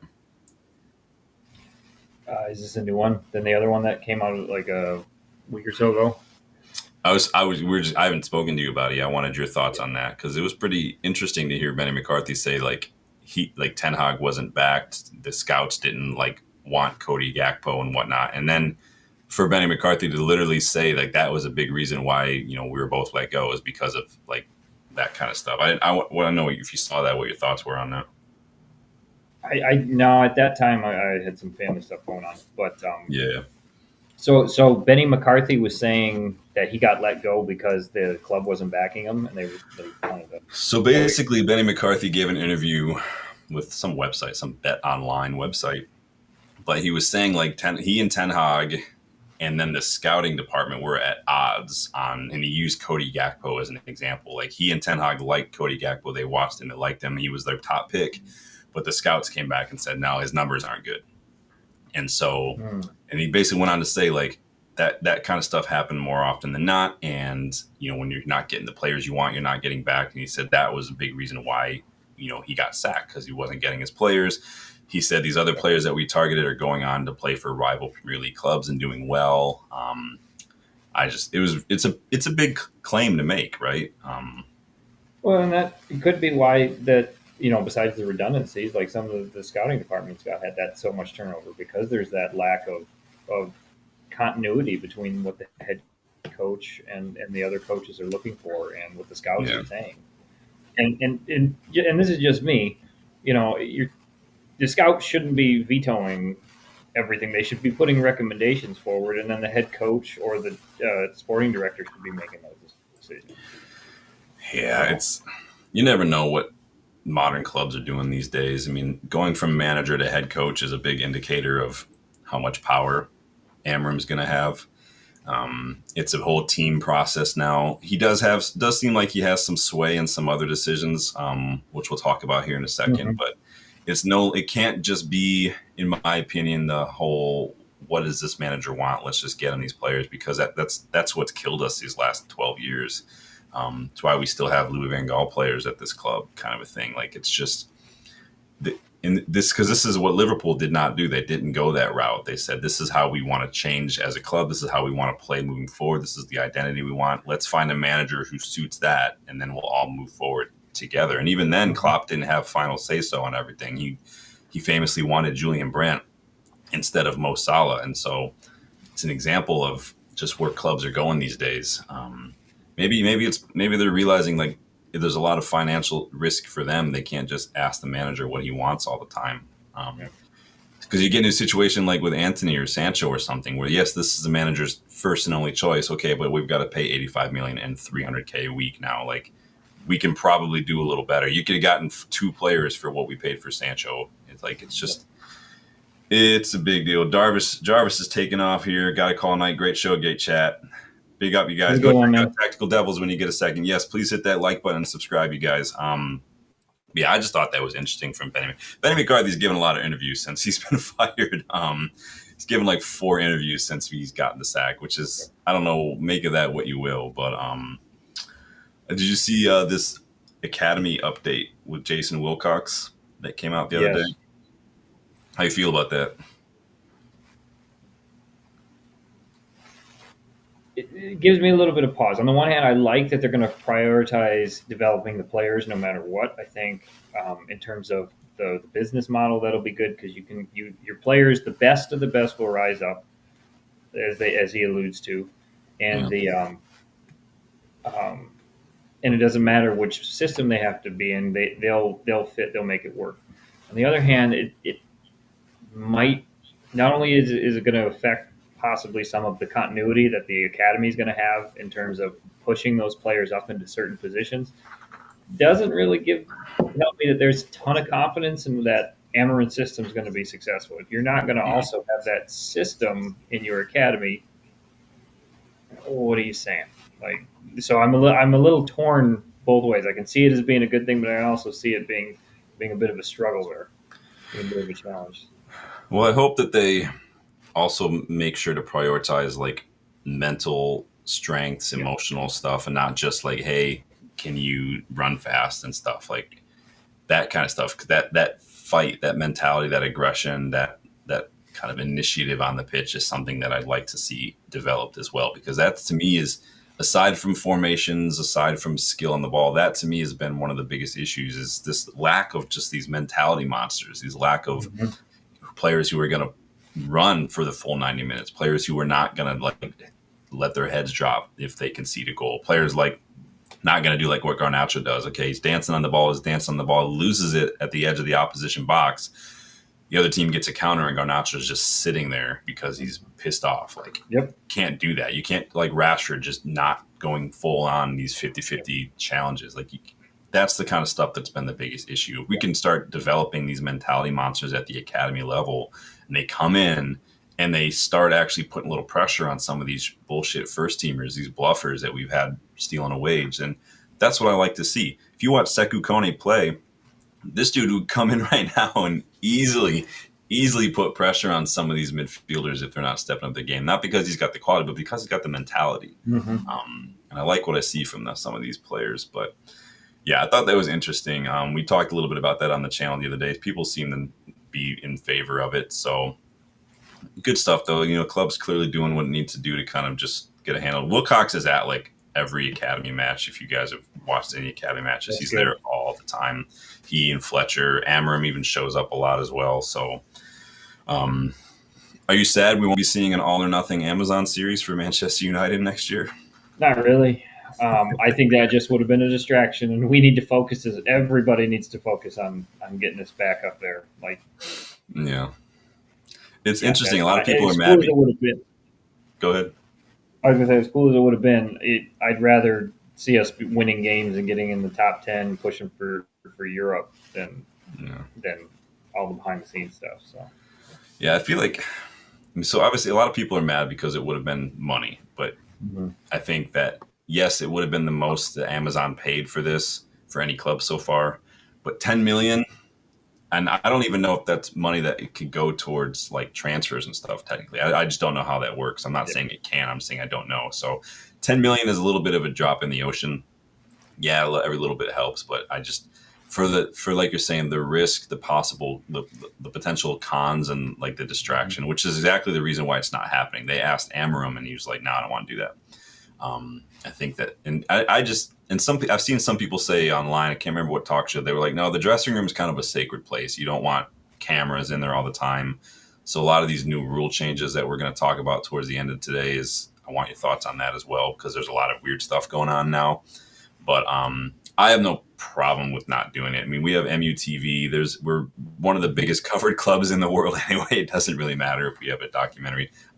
Plus, let's be honest, like, would anybody have wanted that like last season or anything the last couple seasons? Probably not. We don't want to relive that. We don't want that. We banter Arsenal and Spurs, but we don't want to be we're already dealing with enough banter, but it is what it is. Sada got another mental health professional. Yeah, I'm a mental health professional. I'm a licensed professional counselor. Big up. Again, nothing I say here on United vs. Everybody is be taken as professional advice. I've been told I have to say that. So big up. But yeah, mental health, resilience, just emotional awareness, communication, all that shit needs to be done, man. Leadership skills. How you good on? You good on time? We're I'm almost good done. on time. Yep. Cool. Everybody, thank you. Everybody hit that like button and subscribe if you're thankful for Dylan taking time out of his day. Dylan's working on his master's right now, so he's procrastinating to come be a part of this. So Brian says, I wish we could bring these players in gradually being around good, honest pros that will look after these youngsters. I think we have a couple. It pales in comparison to the players who were just, we've got 4 wingers who just can't be fucking bothered that we're trying to get rid of. So we've got players. It's just, I think it's just a culmination, like I said, of just the mentality. And it's not even just that. It's just this whole like mentality of like top 4 or nothing. How many times towards the end of the season when it looks like top 4 is out of the race, have we seen a noticeable decline in just like effort? Like it's that kind of thing. And that trickles down from the very top. Like if you're going to sack a manager when they don't get top 4, clearly top 4 is it. If we're not getting top 4, why bother trying? Like there have been a couple seasons now where we could have, if we just a little bit more effort, it could have made the difference. And it's just, it's these players, man. So Gary throwing out. Give a shout out. Yep. Thanks, Gary. Appreciate it. Dylan, man, putting in that hustle, putting in that grind. And that's what you mean. Big up, man. I don't say it enough, man. Big up for doing that, man. It's it's always moving forward, man. Big up. Thank you. Just busy as I can be. Yeah, man. And sometimes it's nice to be in that mode of just staying busy. It doesn't give you a chance to like get complacent. People used to call me crazy. So like my junior year of undergrad, I took 18 credits a semester. Senior year of undergrad, I took 21 credits this semester because I was like, it's either that or I got to be here 5 years. And I'm like, no, 4 years, I'm done. But it wasn't bad because by the time I got to senior year, it was because my undergrad is in writing. It was just a lot of reading and writing. So it was just, I didn't have that's literally the only classes I had. So it was just writing all the time and reading and writing. And it was as much as it's bad as it sounds, it was very simple because it was very seamless between each thing. So the consistency was good. Yeah. Like I would just read a couple chapters, write a couple pages, read a couple, like it was boom. And I could go sit in the library. I worked at the library and sometimes I would work late at night when there wasn't much to do. I would just do my work, my homework there. It was very, very easy. So, but it is a big step, but yes, big up anyone working on, there's just the career development, everything bettering themselves in that regard. It's not easy and it does take a lot to step into that realm, but big up Dylan. We appreciate him taking the time to do this. We like to enable the procrastination on here. Did you see this interview that Andy Mitten gave with Zidane Iqbal? Everybody remembers Zidane Iqbal? I'm going to put some of these slides on the screen for everybody.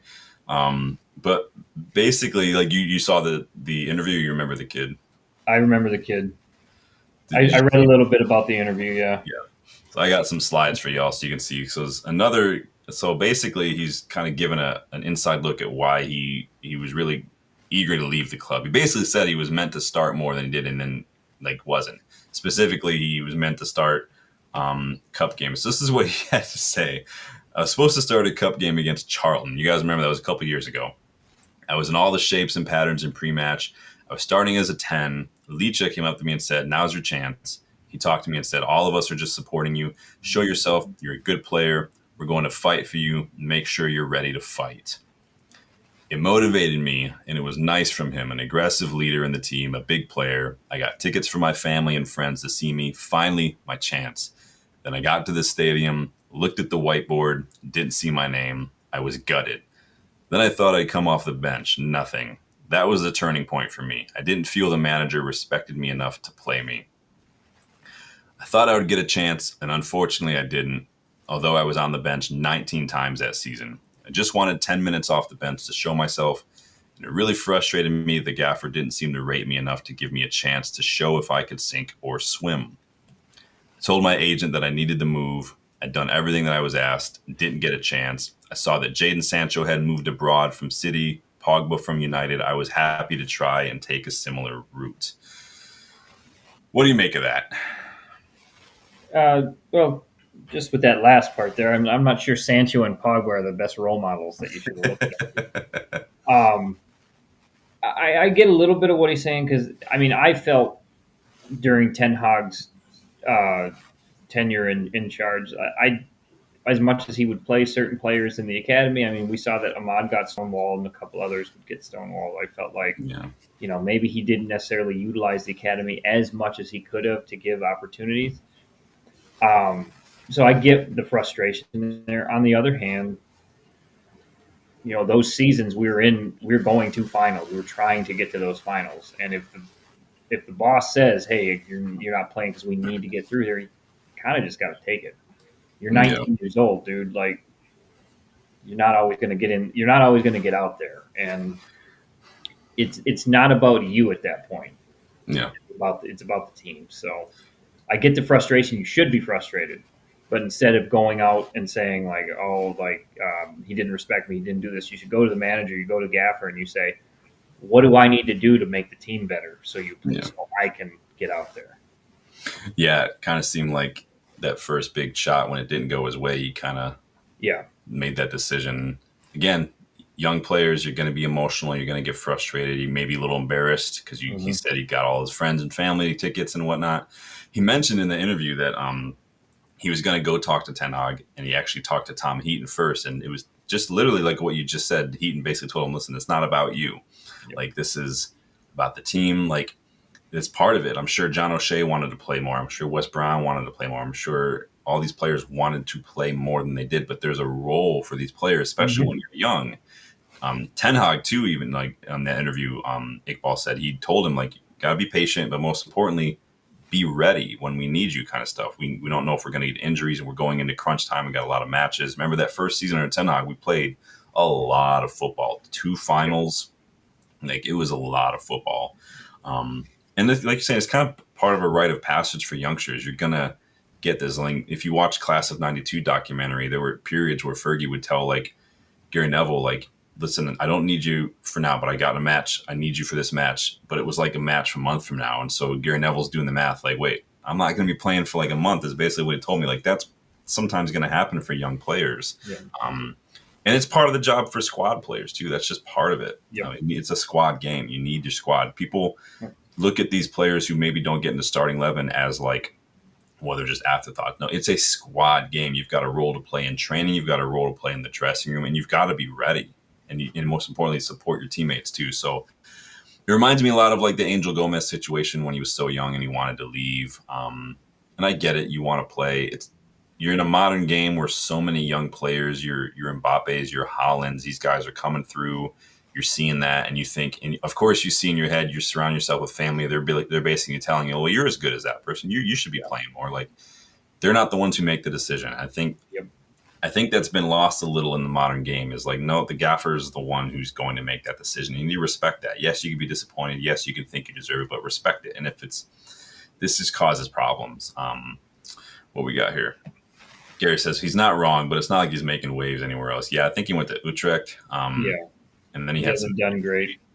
Yeah. So, but another one we got a big sell-on clause for. Yep. Gary says And a Park was buyback dropped. though. Yeah. So he was dropped in the Champions League final and took it with grace. Yeah, it's just part of it. I mean, Casemiro didn't even make the squad for the final. I think the FA Cup FA final, Cup final.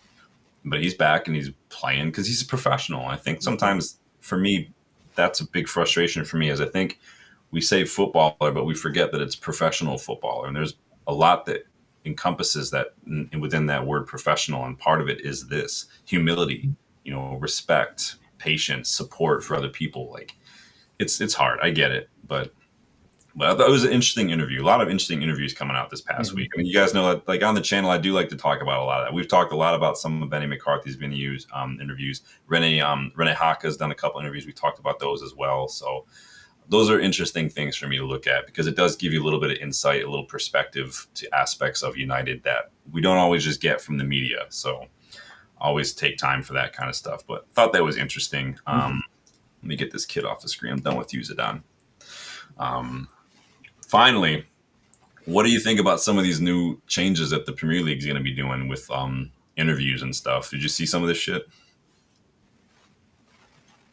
So they're gonna, if I remember correctly, because I saw it at the end and I didn't look at it too carefully. They're gonna do halftime interviews, right? Was it with players or was it managers? So it's both. So here's the three things we're going to start seeing, Okay. supposedly. Halftime interviews with players and managers, interviews with players who get subbed off, which I don't see that going well at all. Ooh, that's not gonna go well. And then dressing room broadcast as well, which I'm not a fan of at all. No. So the last two definitely no. That's going to lead to problems. Yeah. That is not going to go well at all. The second one or the first one, and this is just me because I have a very dry sense of humor with certain things. So I don't know for anybody on the channel that that has watched the San Antonio Spurs when Greg Popovich was the coach, and they would do the halftime interviews or the quarter interviews, and he hated doing those things. Yeah. I would hate it too. It was a waste of time. He didn't want to be there, but he did it because he had to. Literally, he'd give one word answers or like answers that didn't make sense because he was just making a mockery of it. I'm kind of hoping somebody does that just to see that, like one of the managers, the players. But I don't really know what you're going to get from a halftime interview for them. The players are going to like it's going to be the same thing that Tim Howard and everybody else in the studio talks about. So. Well, you see it already in like MLS. We see it as well. If you guys have watched any like the Gold Cup and stuff, you do see it in there as well. And I don't mind like the halftime you're going into the dressing room and stuff. I don't care. I don't need it. Like it is more of an American thing. It's the interviews it's the dressing room shit that I'm like, no, that's a no. But it's the interviewing. What do you think is going to happen when you interview a player who's been subbed off, especially if if they're having a bad match? Big shout out to Gary Trivia. If anybody can name a United player that's happened to, I know who it is off the top of my head. Maybe. Oh, was that Garnacho a couple years ago or last year? It might have been. I'm thinking of a different one though. Oh, okay then. It could have been. I really don't. The one that popped. There was one that popped in my head immediately. It was when Juan Mata under Jose when he came on and then got subbed off. Not that a couple minutes after because Jose thought that they were going to start just spamming balls into the box and Mata was too short. So I just don't see this whole interviewing subs going well. Like it's probably going to be funny at times. I'm sure it'll be hilarious, but I just imagine you've had a stinker, nothing's going well. The manager pulls you in like the 50th minute. You come off, you're pissed. You don't shake the manager's hand. Let's shove a mic and a camera right in your face at that moment. Like there's going to be a lot of fines. There's going to be so many fines. Oh man, can you imagine that was around like when Fergie was still managing or something, like trying to give him an interview at halftime? Oh, well, that is exactly the type of interview I do want to see. Oh man! Now imagine Roy Keane getting subbed off. Oh god! I can't even imagine doing that now to Roy Keane just randomly on the street. Oh man!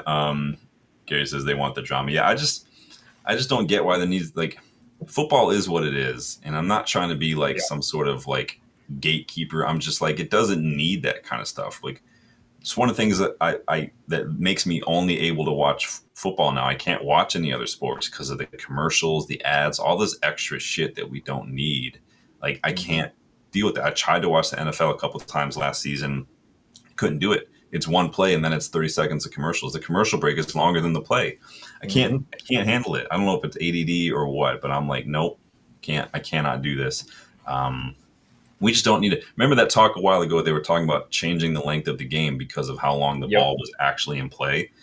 They were like, no, the game should be an hour because the ball is only in play for that long. And I'm like, this is ridiculous, man. Like, if by that metric, an NFL game would last maybe 10 minutes.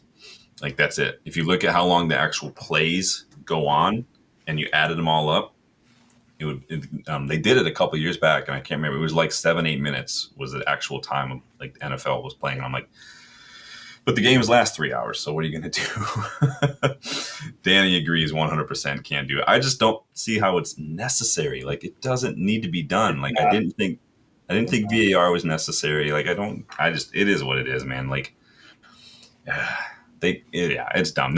I already hate it when they show a replay of a shot 300 times or a corner, and then I miss something big that happens because the NBC or Peacock is showing the stupid replay of some bullshit, and I'm like, you just missed a goal because you guys are trying to just no one cares. Let me watch it. Put it in the side view or something. Don't take up the whole screen. Like put it off to the side. Like this is ridiculous. But I had to get your thoughts on that because I'm like, this is what happens when, and I'm not trying to be all, because I am American, but now we've got so many American owners, so many American broadcasters and things, and they're trying to, somebody argued when we talked about this earlier in the week that like the American investment is that this is going to get more American viewers. I'm like, this is not going to be the thing that gets Americans who aren't watching football to start watching football. Like no one's sitting there like, well, I want to watch the Premier League, but I'm not going to unless they start doing this other shit. No one's going to just change their mind. So I don't get what this does for American investment either. Like, how is this going to appeal? I mean, the only thing it's literally going to appeal to is like, this is your progressive halftime, like chat or some shit. Like it's an opportunity for one more sponsor. I don't get it. It's annoying, man. What's Agile Beast? Welcome back, bud. It says instead of VAR, I prefer a challenge. I kind of like that idea. I think, again, it's a couple things for me. Like, what do you like about it? Talking to you. Well, with the challenge system, you have limited. Oh, are you talking to Agile Beast or me? No, talking to you, Dylan. Sorry, there's a delay. It looks like. Oh, sorry, I got confused. Yeah, with challenge system, like in other sports, you only have a limited amount of them, so that should lessen the amount of time we have to have for VAR reviews for things like, or like, because you couldn't really do it then. If that's what you're going to use it for, then you give them. There's a short window of time where the coaches could review it real quick, like 20 seconds before as they're gathering the ball, if they wanted to review it there, like on a goal or whatever. You've got a limited amount of time. If you don't get your challenge in that window, you can't challenge it. And that's similar, like tennis does it with their Hawkeye system.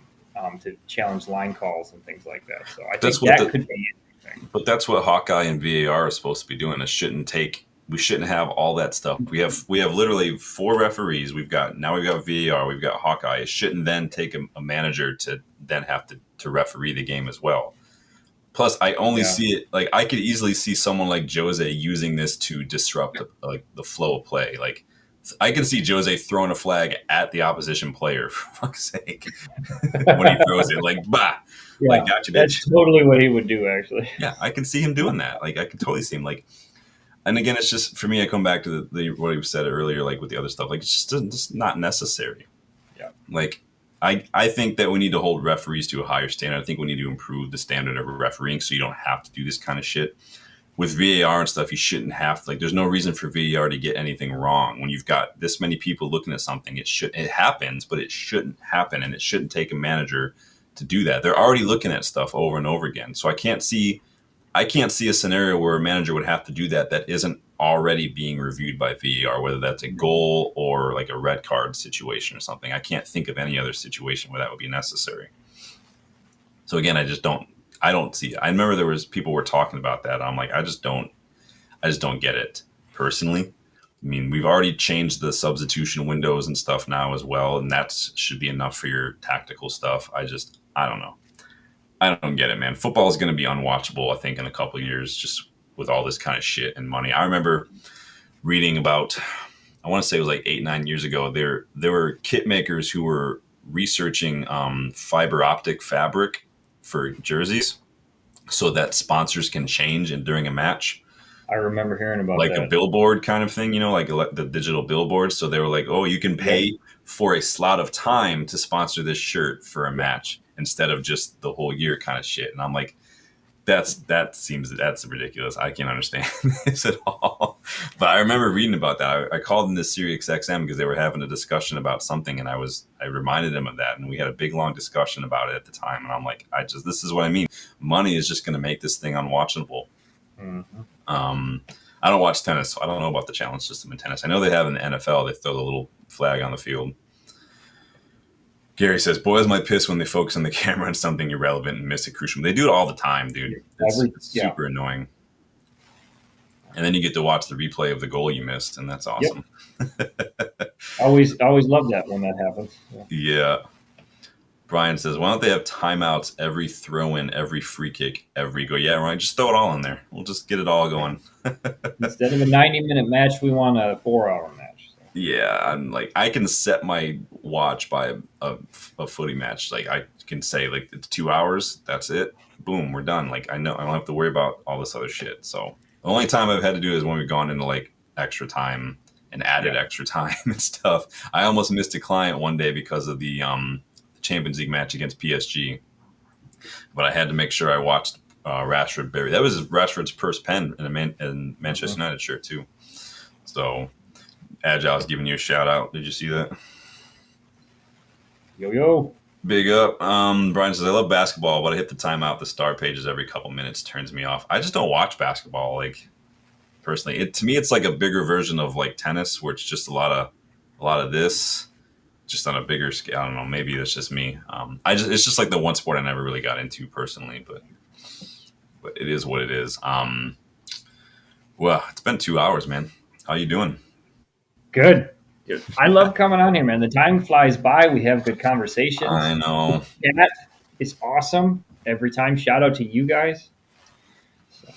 Yeah, we appreciate everybody getting involved. I mean, that is pretty much it for me as far as stuff to chat about. Did you have anything you wanted to throw out there for anybody? No, we talked about it earlier with the Xerxes. Yeah. I just saw that. I'm interested. I hope Xerxes keeps it going. That's just my thing. I thought he was coming on pretty good before the injury, so yeah. That keeps I don't watch cricket, Gary. I don't know about anything about cricket personally. But you watching any of the Club World Cup at all? No. I turned on was it PSG was playing somebody, and I was like, I have nothing else to watch. I'll just throw that on. And I was like, I can't. Everything was wrong about it. Like, it's summer. This shouldn't be on. The turf looks wrong. They don't look interesting.